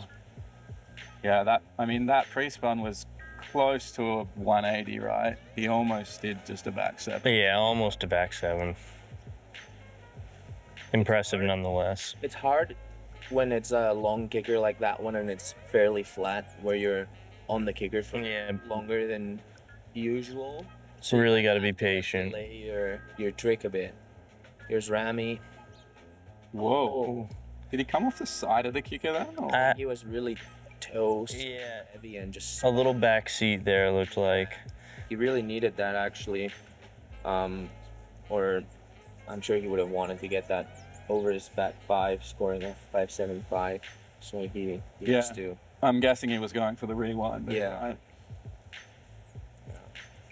And what if he got that rewind? Like, what do you think he would have scored for that? He wasn't going very big, but if it would have been a big and clean one, I think it should have won up his heel back 5. And it would have been the first rewind that we would have seen, so Yeah. Yeah. likely would have scored pretty high for him. I was actually trying to stick one in the first round on my left foot kicker just to see how it would score. I crashed both of them and yeah, never got the answer. These are the last. Yeah, I think these are the last 3 Yeah. drops for right foot kicker now. Jack and Ewan both had a pass, I remember, and I was thinking, well, if it doesn't feel good, pass maybe, but it felt good, and yeah. Oh, there we go. Rewind. Yeah, we got the replay on that one. Yeah, no, a nice That back was the 3 melon, front 3. highest scoring kicker hit with a 8.75. Yeah, I think The judges obviously like the composure on that one. Yeah. Like, clean grab.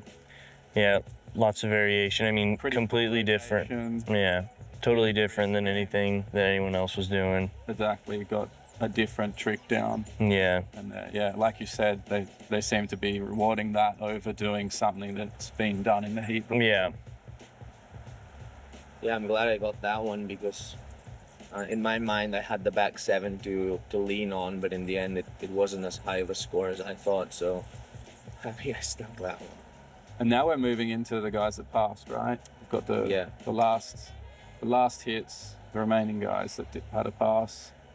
Nico coming in. Trying to one up his. Oh, going for the back sev. Well, it was probably a pretty good strategic move. He already had a back 5. Yeah, had a big back 5, and I think that's probably his next kind of trick that he could do. yeah, Overall, riding pretty good, I'd say. This event, like yeah, Nico, for his level, really great showing. really pushed it.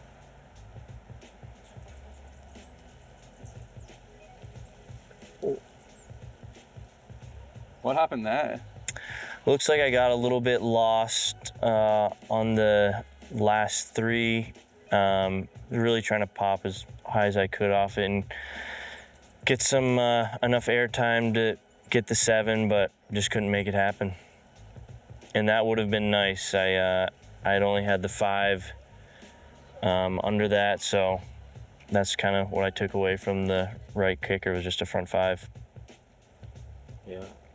I think a few people were up against the wall at the end of the right foot kicker and haven't taken a pass and needing a high score to be in a contention for the top spots. Yeah, and at this point in the event, I mean, if you... There's Rami, definitely a frustrating air trick. Yeah, he comboed that into a line. Yeah. He wanted that front 3 back 1, which would have been nice for him, but yeah, couldn't get it. Yeah, he really needed that one. Like, I think at this point of the comp, right, when you've done the first line and everyone's pretty stacked together, and then you run through this kicker and you don't get like a top level score, you're probably like pretty stressed, right, for the rest of the Yeah, I mean, event. scores build on... Let's have a look at this before we go into that. Feel from 9. Little pre-spun, but not that much, right? That was Jack's highest score with a 8.25. Yeah. And a little bit of a loop there with the kite. Likely would have scored a little higher if he'd... Yeah. What are you getting docked for the kite loop like that? I guess it all depends on like everything else, really. This is pretty powered here. Oh, Wow, yeah. Back 3, front 3. I was eagerly watching to see what he was gonna do, I remember, and he really shocked everyone by choosing to do that, going off axis and then sticking it like a cat, basically. yeah. I think there was a big crowd reaction, or Yeah. the rest of us reacted to it. He got a 8.25, same score as Jack's front 9. Yeah. Yeah, I remember when I was filming, people on the beach were pretty excited. Yeah. I mean, I don't. It's hard to say because I'm looking from that drone angle, and I can't quite see the same as what people looking like from the beach are looking, because they're just like another 90 degrees off to me. But yeah, from the drone angle, it was like a surprising hit, I would say. Yeah, and I mean, definitely I think surprising for everyone watching. But as you mentioned, the judges are also on the beach, so they're getting the same vantage as everyone watching the event. So. Yeah, I guess we can see after the kicker right, we've got the current standings is Ewan on the 2025, Noe really close behind on 1985, and then Jack is he's a couple points back, but it's still really in contention. Yeah, he's in there for the top 3 spots. We're only halfway through, so it's still like anyone's game. Obviously, you'd rather be sitting at the top, but a lot can happen, and yeah. And then 4th, 5th, and 6th also very tight. So. Yeah.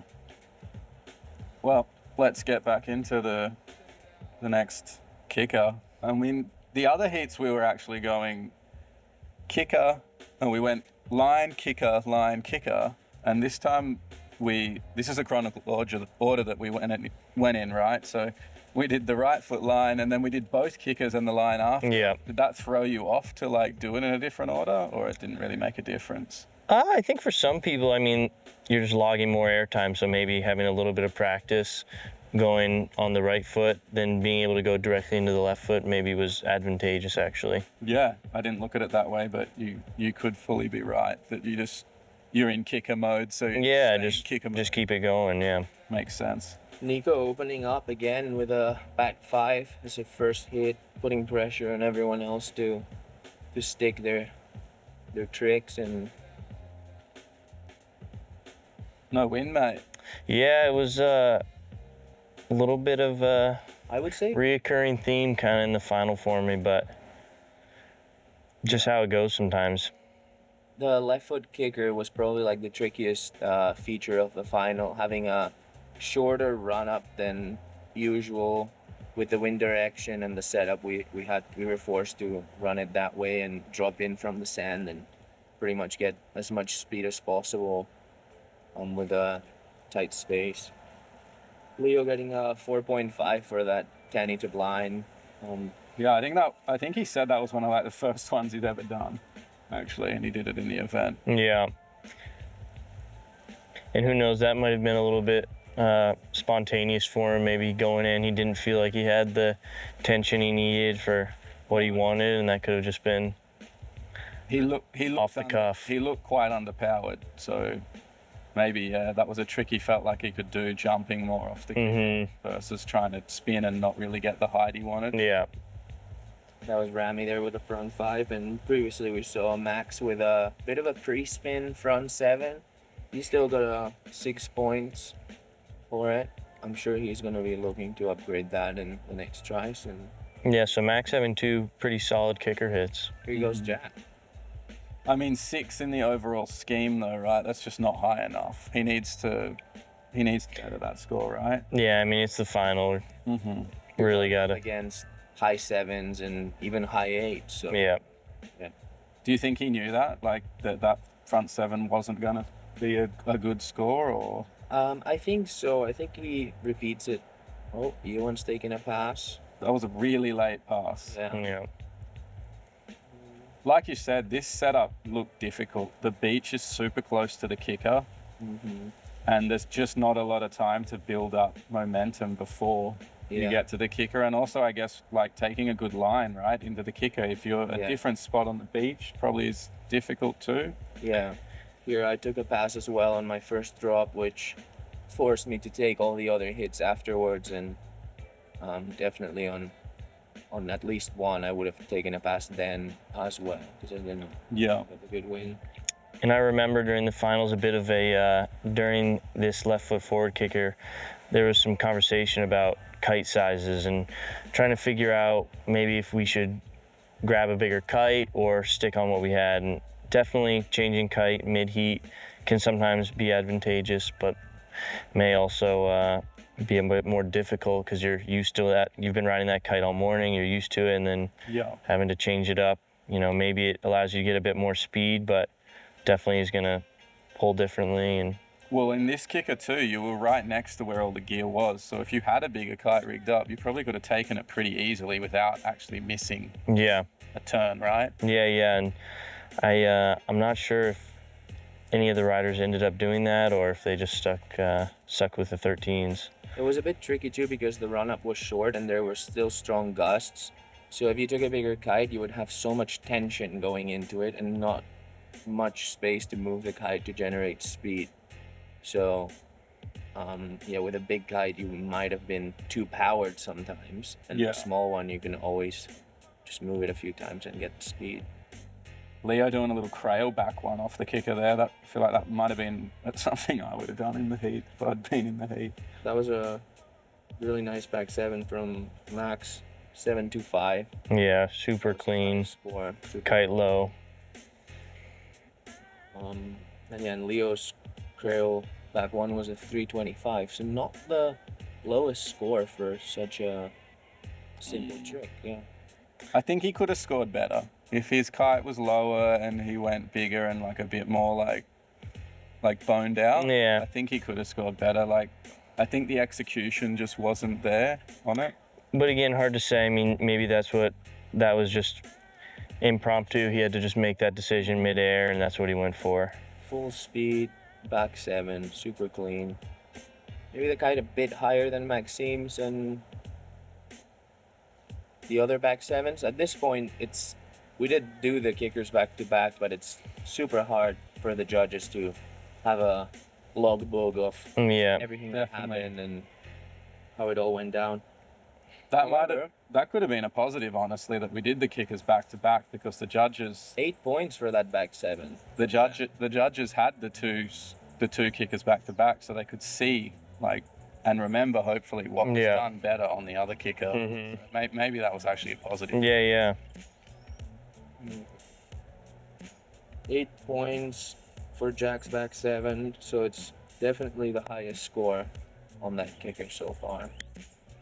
I think this drone angle is actually pretty good for seeing kite height a lot of the time, because if you can see the kite down in the frame, you know that it's probably a pretty good kite. Yeah. If you don't see the kite really in the frame the whole time, you know it's probably pretty high, because this is such a wide angle. And yeah, and look, kind of getting into that, it's for the viewers, it's more difficult keeping the kite low opposed to keeping it high. So from the judge's standpoint, a lower kite will typically get rewarded over having your kite higher. And that's always a point of contention too, I feel, at events, is how much is having your kite lower actually being rewarded? Because I do feel sometimes that people get away with having their kite a bit higher and they don't really get docked, and then other events people get quite docked for having their kite too high. Yeah, I mean, I guess it can kind of just depends on the situation, the trick, and the rider. I mean, if you're a rider that's known for keeping your kite high, maybe you'd be getting docked. But if it was just a particular hit, then maybe not. Your kite looked really low then. Yeah, really low. Not what I was really going for. I think I probably just went in, maybe wasn't feeling it, and just had to make the split-second decision in midair. Didn't grab, landed with some tension, just couldn't save it. Just bounced out. Yeah, bounced right out. Happy it was water. Yeah, that wouldn't have felt good on the snow. No. Didn't look like Leo has a lot of power here either. Yeah, kind of dogging. Yeah, obviously going for a back five, but just squeaks a back three in. Yeah. Bit disappointing. As much as we have a format that tries to keep it as fair as possible for everyone to have a good shot at doing their best trick, here I feel like is where the variable came to play the most, where if you were lucky enough to have a good gust, you could really have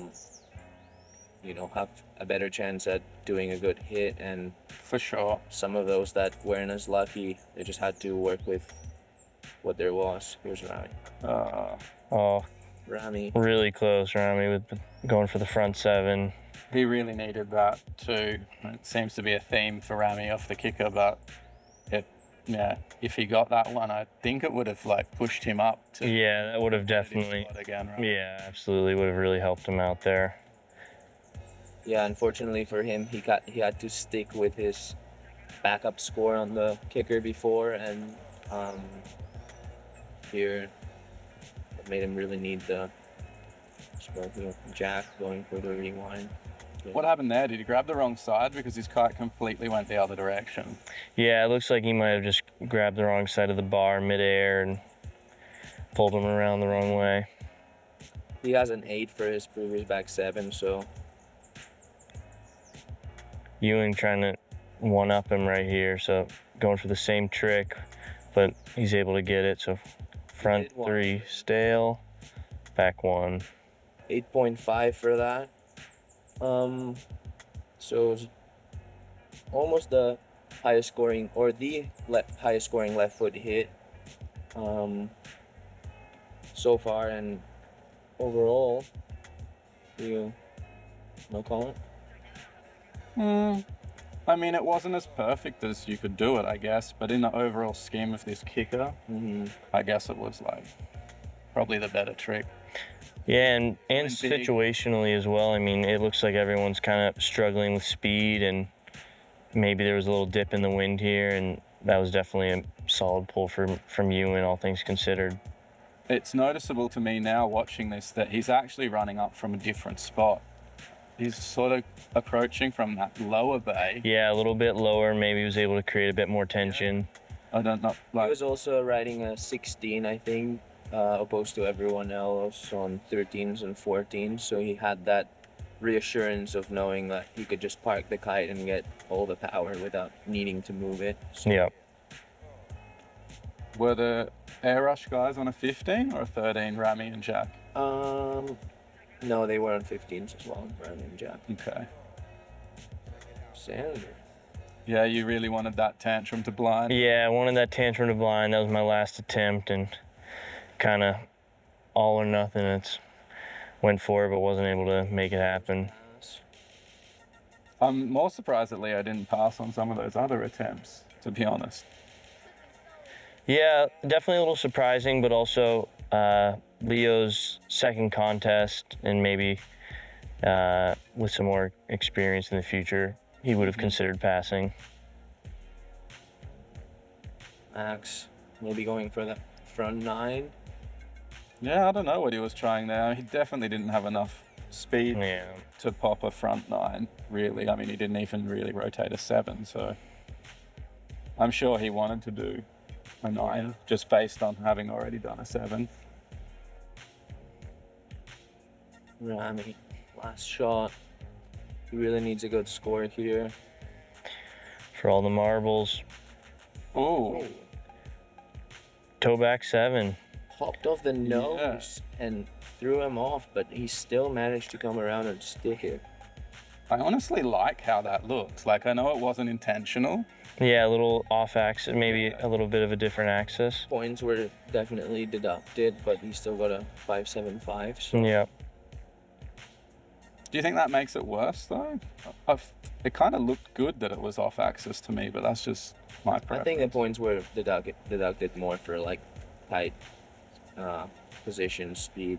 Ooh, AGB 5 Almost. going down, unfortunately. And definitely a harder kicker to flip off of, so Yeah, impressive to see Ewan going for that one. You could see it actually in the takeoff that it just didn't kind of launch him on the right axis, and then he was sort of left a little back seat. Yeah, really had to work with the bar there to kind of help ping him around. This was an improvised front 7. I definitely was not going for that, but coming to the kicker, already having taken a pass and not having very much speed to go for what I wanted, I just kind of had to do anything. That was your last chance to Yeah. kind of score it, right? Here we go. Interesting that, I mean, the standings are still pretty comparable to at least the top 3 to what we've seen at the rest of the event so far. Yeah, everyone's top 3, who I think thus far we anticipated those riders, Ewan, Noah, and Jack, sitting in the top 3 positions, and really tight moving on into the final features. Yeah, interesting to see how that plays out for the final feature. Left foot line, got that wood rail, handmade thing. How was that to slide? It slid way better than I had anticipated. Yeah, really hard wood. So honestly, It's usually very slippery when it gets wet. Yeah, well, the second, I mean, I don't know about in the event, but I hit that second incline, and it seemed to me to be like the most wobbly thing out of everything we had set up. Everything was solid, but that seemed like it had a little bit of play, like side to side. yeah, maybe, I mean, it was one of the smaller features, so maybe that kind of had a little bit to do with it. But yeah, it was a solid line, wooden incline to flat, and then the up steel rail. Nico ruining his perfect like first run hits there. Yeah, maybe. Yeah, I mean, he had it. Easy at this point. The wind it wasn't gusty, but it was like on and off. A little bit holy here. Minutes. So you would just have to be lucky, like we were saying, and Yeah. be there. And you're when out the too. gust was on. Yeah, took a pass on that one as well. It was a tough final, definitely. There were moments where the wind wasn't on, and kind of something you just need to work with. And if you have the opportunity to pass, ideally you take a pass in those situations. I mean, bit of a weird setup too. Like you can see how everyone's waiting on the outside. Yep. And then they're having to tack in here, wait on the beach, and then take a really short run up, like even shorter than the left foot kicker was, to get enough speed to hit a whole line. Yep. I mean, to me, it looks like the trickiest setup of the entire event. Is that fair? Yeah, and I mean the lines are, I would consider, more difficult in general, and so when you combine a line with a difficult run in, it definitely makes for a probably the most technical portion of the final. Yeah. We saw that wobble come into play there. Lee Yep. didn't have a lot of speed, so he had a lot of weight down. Yeah. You could just see it like bouncing back. Yeah, a little bit of a maybe a balancing act trying to save it. Yeah, the left foot line was definitely working better when the wind in the afternoon switches to more onshore, and you can kind of like run up to it without such a short run up. Max here got a Yeah, and That's the first full pull from Max. scoring line, I'd say. look at the scores. Maxime with a 475 and a 3 and a flow of 5. Not bad, but also not Yeah. really like an upper level score. I mean, something to have on the board. At this point, you might be thinking that no one's really going to score much, right? With so many passes and just no hits. Here's Rami. Off early on that second one. Yeah, it looks like he's got some nice speed though. Nice. Comboed it well though, right? Yeah. Front 2-7 pretzel. 0.6 total score out of 15, so That's definitely above average, yeah. I'm sure he didn't want to come off early on that. What do you think he would have scored if he didn't come off early on that first? Yeah, probably a little bit more. Like 12, 11 and a half? No? Here's Jack. Not that much in it, No. you don't think? Hard to say the exact score, but I would definitely consider it being the highest score and the cleanest line that we've seen so far. Jack wanted another spin here at the end of that incline, which I'm sure he's gonna get later on. Yeah. However, that one was a 975. Super clean first hit, technical. Q1. What's the approach here for this log rail? Is there like a hit that's going to be easier to do on that first rail that you're thinking of, or like is there something? I guess it got such a short run up, like. Yeah, I mean, I guess not necessarily the feature, but when you consider the whole line, you really want to. The log rail really sets you up and kind of determines the entirety of your line. So if you can put something down on the log rail that you know that you can do, I would say that's kind of the most strategic plan, because then you can keep it going, because it was definitely a difficult feature and difficult line to just link up. No, you got a pretty decent line on that one. Was it what you were anticipating, or? Yeah, kinda. I wish I had a bit more speed and just more, smoothness throughout. Let's say more flow, even though my flow score was intact. But yeah, I think we were all trying to make the most of the bit of a light breeze that we had. There's Nico. Yeah, when the gust was on, it was perfect conditions, but when it wasn't, it really made it hard for everyone to have a nice, smooth, clean line. And yeah, you can definitely see it when people Yeah. coming in with speed. It looked like to me Nico got a lull on that first one and then Yeah. gusted on the end of the second one, which was like the worst case scenario basically. Don't have speed for the entire line, fall early, and then just get smashed on the second one when you think you don't have much wind. Yeah, it was a tough line for sure.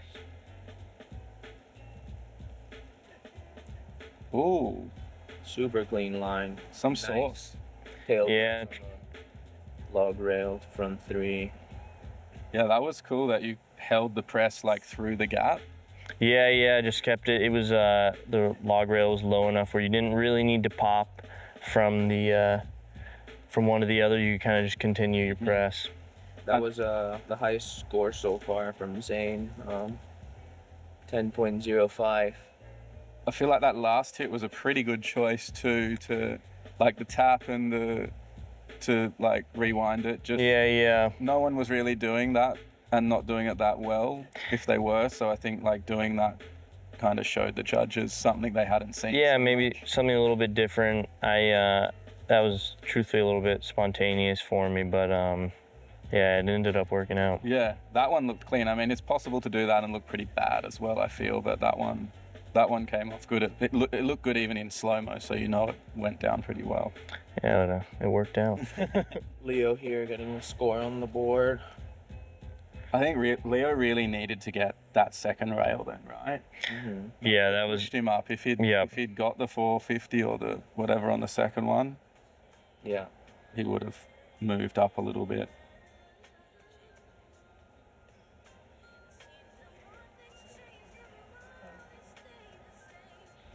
Max coming in. Looks like he has some nice speed on this one.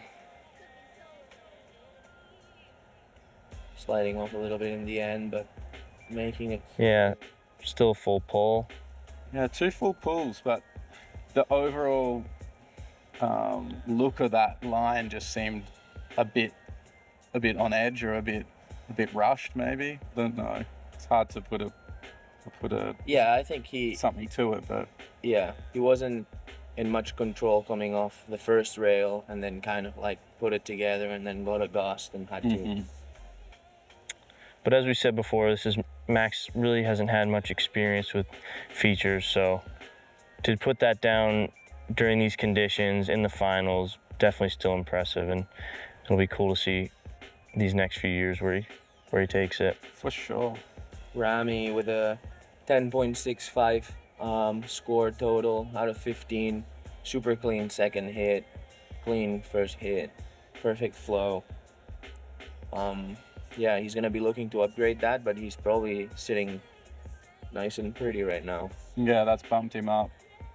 It's a shame he didn't get those kicker hits he wanted, because that would have been probably putting him back in the mix. Right? Yeah, it's a tough point when you get to the final line in the competition, because if you haven't had a great contest so far, there's really no way to save it. Yeah. Especially when everyone else has put down something solid or put down something extraordinary. So it's you still want to try your best just in case someone. Yeah, exactly. I mean, somebody could might have an issue, might not go their way, but definitely hard when you're in the position where you don't. It's the super final. You can't really rely on people zeroing out for you to better your position. You kind of have to assume that everyone's gonna have very high scores throughout the whole. I mean, I can't speak for Rami, but I'm sure at this point of the competition, having watched the rest of the competition, I'm sure he probably knew. Yeah, I at think this stage that he couldn't get a top 3 spot. Yeah, I think it's safe to say, and I was feeling the same way going into this final line. I hadn't been able to put down anything I wanted to, and so I was kind of just looking to have some fun and ride with the boys and hopefully link something together. No, it was super clean line here. I would say, did that end up scoring better than your previous line? No, it didn't. Okay, so 7.5 total for that one. yeah, I mean, super clean line, but I guess the judges were looking for a little bit more, and they liked the looks of his first one more. Yeah. I think maybe I fell off a bit early on the first one. That's Yeah. not quite what I was. you came off a bit early, but maybe they also just weren't hyping on like a board slide 270 on the second. I don't know. Yeah. Even though you grabbed For it, sure, like, yeah, you do want some more technical tricks if you're if we're to look for a at good score, yeah. if we're looking at kind of the highest scores of what's Yeah. been happening in this heat, a lot of it's been like, a front board back lip 450 Yeah. or whatever. So maybe they just weren't overwhelmed Yeah, by that second. And also we got to remember they're quite far away from that rail. Yep. It's possible they didn't even see that you grabbed it. Like we can see it pretty well on here, but honestly, I don't know if it was on that one or the one after. I might have done the same second hit, and I was like, why did I do that again? Like I was meaning to do something else, but in the middle of it, you're just doing and not thinking, so much sometimes, and yeah, it can happen that you're like, forget what you even wanted to do. Yeah. I do it all the time. I come in thinking with like a line in my head, and then I just keep doing the same thing like 3 times in a row or something. Just Yeah. by accident. Or not intentionally. What were you thinking there, Xander, at that point? I was trying to go back lip same way and trying to go a bit of the weight on my front foot, then switch to the back foot, but ended up just popping the bar on the back 270.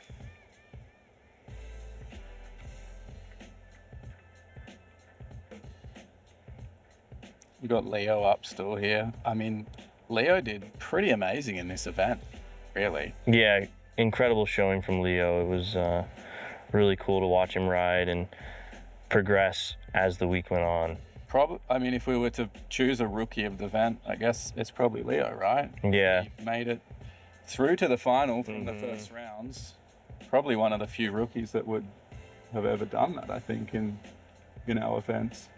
I don't think many people have showed up and gone from a first round to finals To finals. directly, yeah. straight up. At least not recently for sure. No, Yeah. I mean, I can't really remember anyone. It's usually, I mean, in the past it's been pretty set. Like there's been your top guys that pretty much certain to make it through, and then everyone else is sort of battling for those lower spots. Yeah, Nice. really clean from Max. And Max here. Yeah, I'd be willing to bet that's his highest score so far. Definitely. Super clean.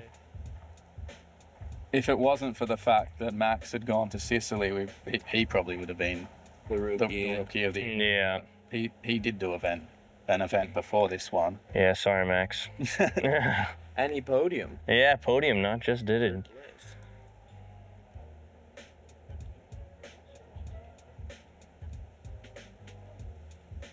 Yeah, the wait before the dropping makes this even longer. Yeah, this Okay. this setup is just longer with how you need to wait and come in from out the back. Did that play into it too? Like when you were doing this, did it feel long compared to the other setups, or not really? You're just in it, so it just goes as it goes. For me, it felt longer. I mean, it's definitely nice to have a bit of a flow once you start competing, and kind of to just keep things going. Maybe it feels a bit more like a session than a contest if things are back to back. So for me, it was definitely tough to sit all the way over there, watch everyone go, then have to tack over and hit your line. But just personal preference. Really nice pull from Jack. Jack getting the replay here. Yeah. Back lip, 450. Yeah. And I think that's the first 450 we've seen off the log. On the back lip, 450. Backlip 450. So back-to-back 450s for Jack. That Well, last the- 450 looked super clean. Yeah. Like the rotation looked like spot on. That's the highest score so far on this line, at 10.8 Yeah. line total. So just above Rami, sorry. There. Yeah. On that. 0.15 over Rami there.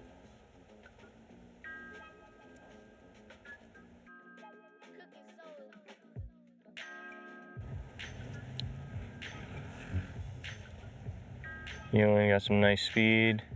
I think he actually switched down to 14 here, even though the wind looks light.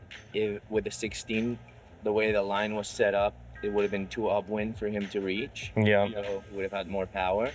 And then, like we see Jack sometimes, he always has power, but he comes off downwind and has to like really get to edging Yeah. to make the next rail. So Yeah. smart decision from you one too. He definitely had the 14. I could tell because he has that logo on the 14, and I think the 16 doesn't have the Nash logo on the top of it.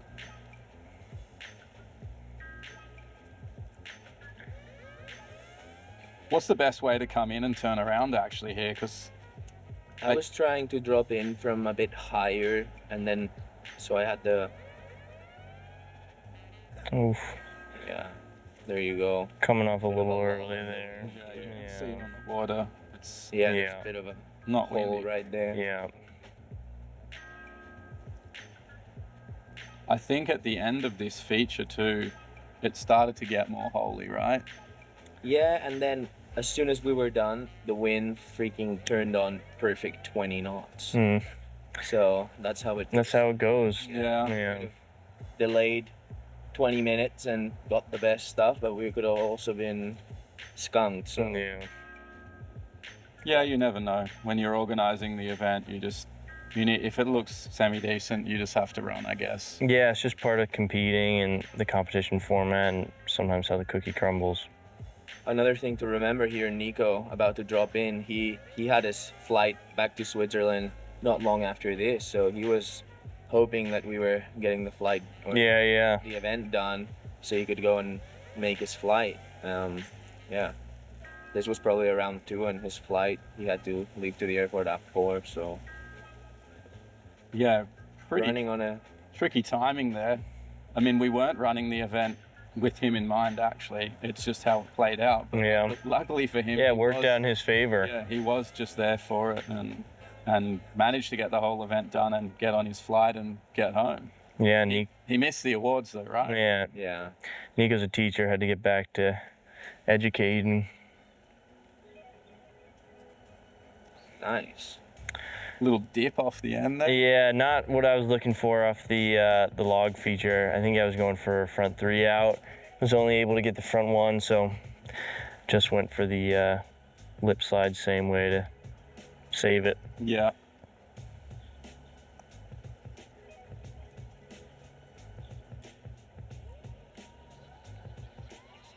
It'll be interesting to know what Leo's thinking here.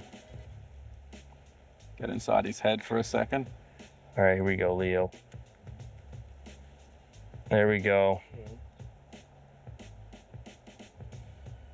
Oh, I remember seeing that from the other side, thinking, damn it, you almost had a really good line. yeah, almost a really great line from Leo. I was thinking pretzel 450 For on sure. the second Yeah. one, but it kind of just dropped him. For sure. Just too much. I think hindsight, but he probably could have just held on for a 270 there. Yeah, but I mean, finals, first final showing. Props to him to being in the final. Yeah, That's already a success, I feel like. Definitely. Big success. Max, super clean. super clean. Oh, getting yanked. Just a little bit too much tension there to Yeah. pull up to the last feature. That might have been one of those moments where you just need the strategic little chicken loop. Yeah, maybe that would have a little pull on the chicken loop, give him some slack. Especially after such a clean first hit, you really want to make sure Yeah, it was worth it. Here's Rami. Last drop.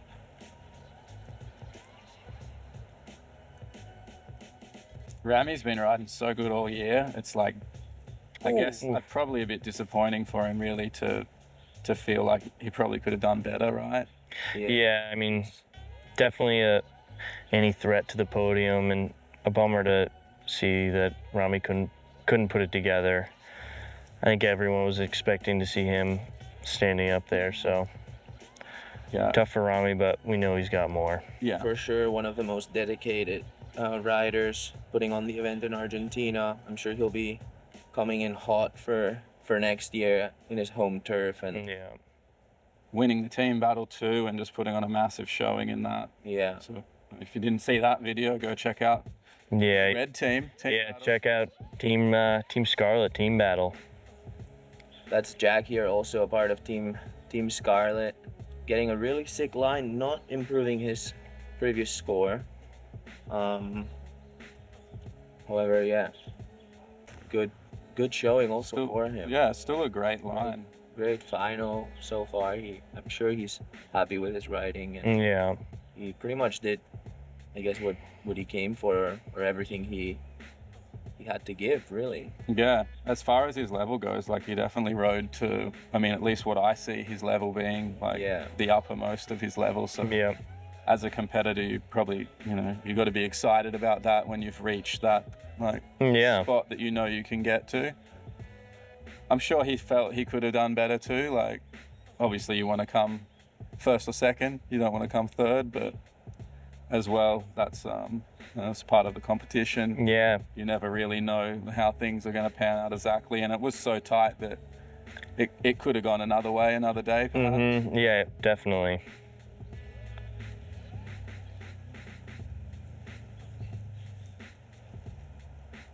Super technical line from Noe. Nice tail tap. Oh, here we go. It's got the slow Going in for the replay. Finally got what I wanted Board. the last try. Yeah, that first hit was probably the best one we saw, right, on that first trail.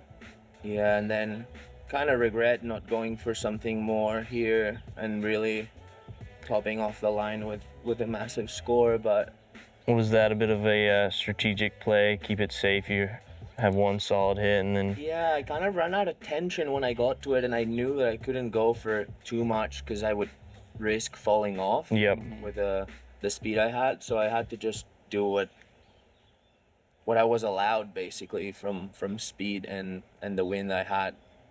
Yeah. You could see it with the drone, like I was catching up on Yeah. and yeah, you just didn't have wind there to keep to maintain really for the second rail. And did that play to your favor? Did that? Yeah, that was the highest score in the lines Yep. so far, 10.95 out of 15. And then now, since I didn't take a pass, a few more people are dropping. I think it's Nico's last drop. I'm not sure if we skipped over this, but Rowdy, you're the drone pilot here. Yeah, it was a lot of droning, to be Yeah. honest. Yeah. Time behind the goggles. Yeah. Pretty much just had a headache for days after this whole thing. How many batteries do you think you went through out there? Hard to say. I mean, this whole thing took around, I want to say around 4 hours. Yep. And I think I flew about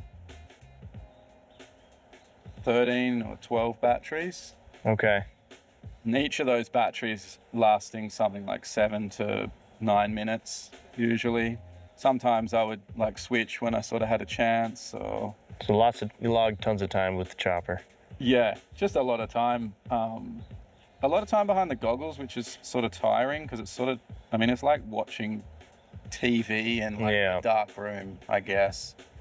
And then just flying the FPV drone in like a full manual mode, like it's not auto leveling or anything. Yeah. I'm just leveling it all the time. So a lot of micro movements, and yeah, that gets tiring. Yeah. You're usually flying like, go to a park and I only fly like 4 to 5 bats maybe of 7 minutes. I wouldn't just go and knock out like 4 hours of flying. Yeah. But you did it for this event, and I think Yeah. everyone's super appreciative. Yeah, the stuff looks super good. There was Cheers. your last drop, Zane. Yeah. Super good first hit, and then it just shut down to nothing. Yeah. Just ran out of speed there. What are we seeing just then? That's just the guy running through for to make it obvious whose turn it is next, or Not sure. I'm not sure what's going on here. I think that's what happened, right? We're down to the last hits. Yeah. And Yeah, I think this is This is riders who've taken passes, I think. so I think, Leo just ran through to show that, it's on to the next person rather than just leaving, because sometimes people were getting confused, right? There's Rami. Different heats about their order, so Oh, That so would've been- close. That would have been the best line we've seen on that left line for sure. Yeah. That was such a clean. Shame to see Rami not being able to put that one down. Yeah. yeah, he had that first hit down, which was we know that's a high scoring hit, and he Yeah. comboed it with the 450. I think that we would have seen the best score for sure. Yeah. Jack there also trying to one-up him. Making it through, but I think he kind of slipped off the first hit, even though it was a really technical. It just wasn't a clean Yeah. line. Yeah, I think he'll probably be relying on that his previous hit for that one. And then we have Ewan, I think he's the last one. Yeah. Last hit of the event. There he goes, last hit of the 2023 KPL Super Final.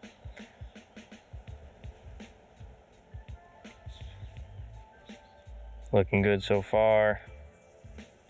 Nice. Nice. So this one turned out to be the highest scoring left foot line of the competition with an 11.55 in the total score. Put it down when it mattered most. Yeah, last one of the event. Front 180, switch 50, 270, 270. Different hit too, I guess. The Yeah, judges were stoked on super different something hit different, I think. than what we've seen so far. Yeah, that's it, huh? Last That's hit. it, yeah, last hit, and here come the results. That for sure helped Ewan Yeah. solidify his score, breaking into a 40.3 heat total out of 50. So for sure a super high score. And then Yeah. a beautiful shot All the guys are just coming in here. coming in. That's all she wrote. 40.3. You went out on top. Yeah, Ewan took it. KPL season champion. Yeah. Yeah, so wrapping it up, Ewan coming out on top, taking it out. 40.3 points total. Yeah, well deserved. I mean, incredible display from Ewan, and he did it. Yeah. I mean, it looked like he basically put down what he was looking for on each feature. Not really a hiccup to be seen, and I guess that's what it takes, right? To get Yeah, world title. Get that yeah, top spot. definitely. And I think it really came down for Ewan, especially to that last line and his last attempt on that line. He was able to link it up and seal the deal. Pretty crazy, really, that it came down to the last hit of the entire. Yeah, a little serendipitous. Pretty cool. Congratulations, Ewan. Yeah. Noe backing it up. Not that far behind, really.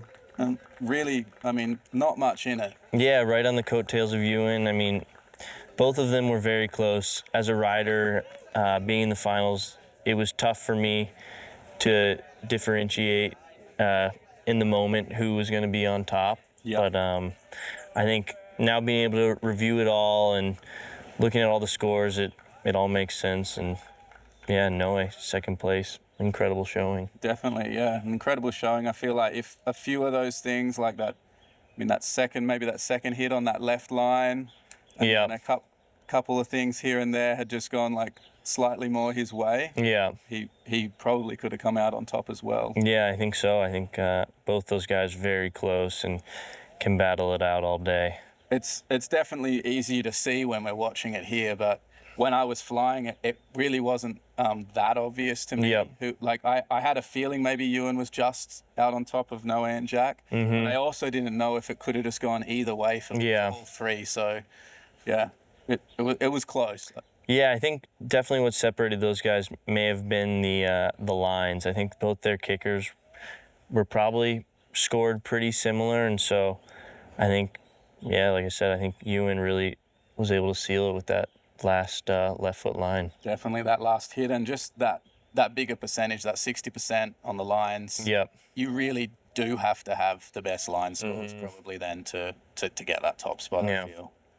Yeah, I mean, we were kind of talking about this before a little bit, how everyone here pretty much has a chance of winning it, and it all comes down to this one final, to this one day, Yeah. and you just have to be on top of it all throughout the whole heat. You can't, slow down or back off a little bit. You see it with, like what we were saying, someone like Rami, who for sure has chances of being on top as well. He unfortunately couldn't get a good kicker score, and that kind of just sent him into a more of a survival path, and he had to really like put it down and relied a little bit on what everyone else was doing to find his spot.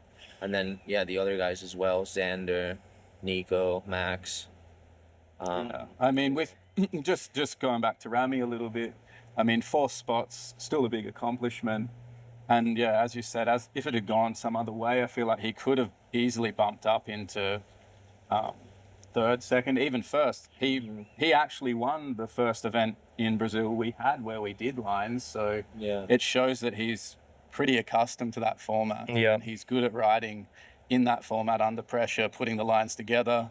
He just didn't have those scores, I don't think, on the kickers. Yeah, It would bring him up, but it kind of just didn't work in Rami's favor in the end. But any other day, he would have definitely been one of the podium contenders. for sure. And then we have Jack here in third.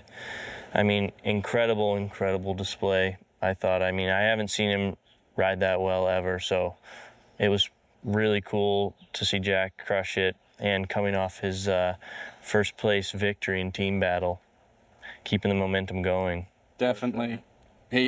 He's been riding like so good freestyle. Yeah. Like what you see him do on flat water, and just the new kind of tricks he's pushing and how that's all progressing. It's almost kind of hard to believe that he's also, done such a good progression in park and is riding at that level, in an event like this. Yeah, bit of a jack of all trades. Definitely. Seems well-rounded. Yeah. I think, we'll see him more. Yeah, absolutely. Next events. Yeah. Yeah, so that's it, I guess, guys. Thanks for tuning in. Thanks for watching our post-show of the World Championships. If you've liked it, tell your friends, and we hope to see you for the next event. Thanks for having us. Yeah, Thank you, cheers. yeah. Thank you. See you next year. More events. Yeah. One park at a time. Thank you to all the sponsors as well, all the brands that support us, all the fans, contributors, KPL staff, members, not future. Over and out until next year. We'll be announcing the calendar hopefully as soon as possible. Yeah, and for sure, if you want to get involved, there's always opportunities. I think probably in future events there might be some wild card spots and opportunities to get involved. So if you want to give park riding a go, Yeah, don't be shy. yeah, Hit us up on the internet, on the internet, on the Maybe- Instagram. maybe some ways of how you can build your first slider or how to put it together, make a kicker, anything. We're here. Hit us up. yeah. Over and out.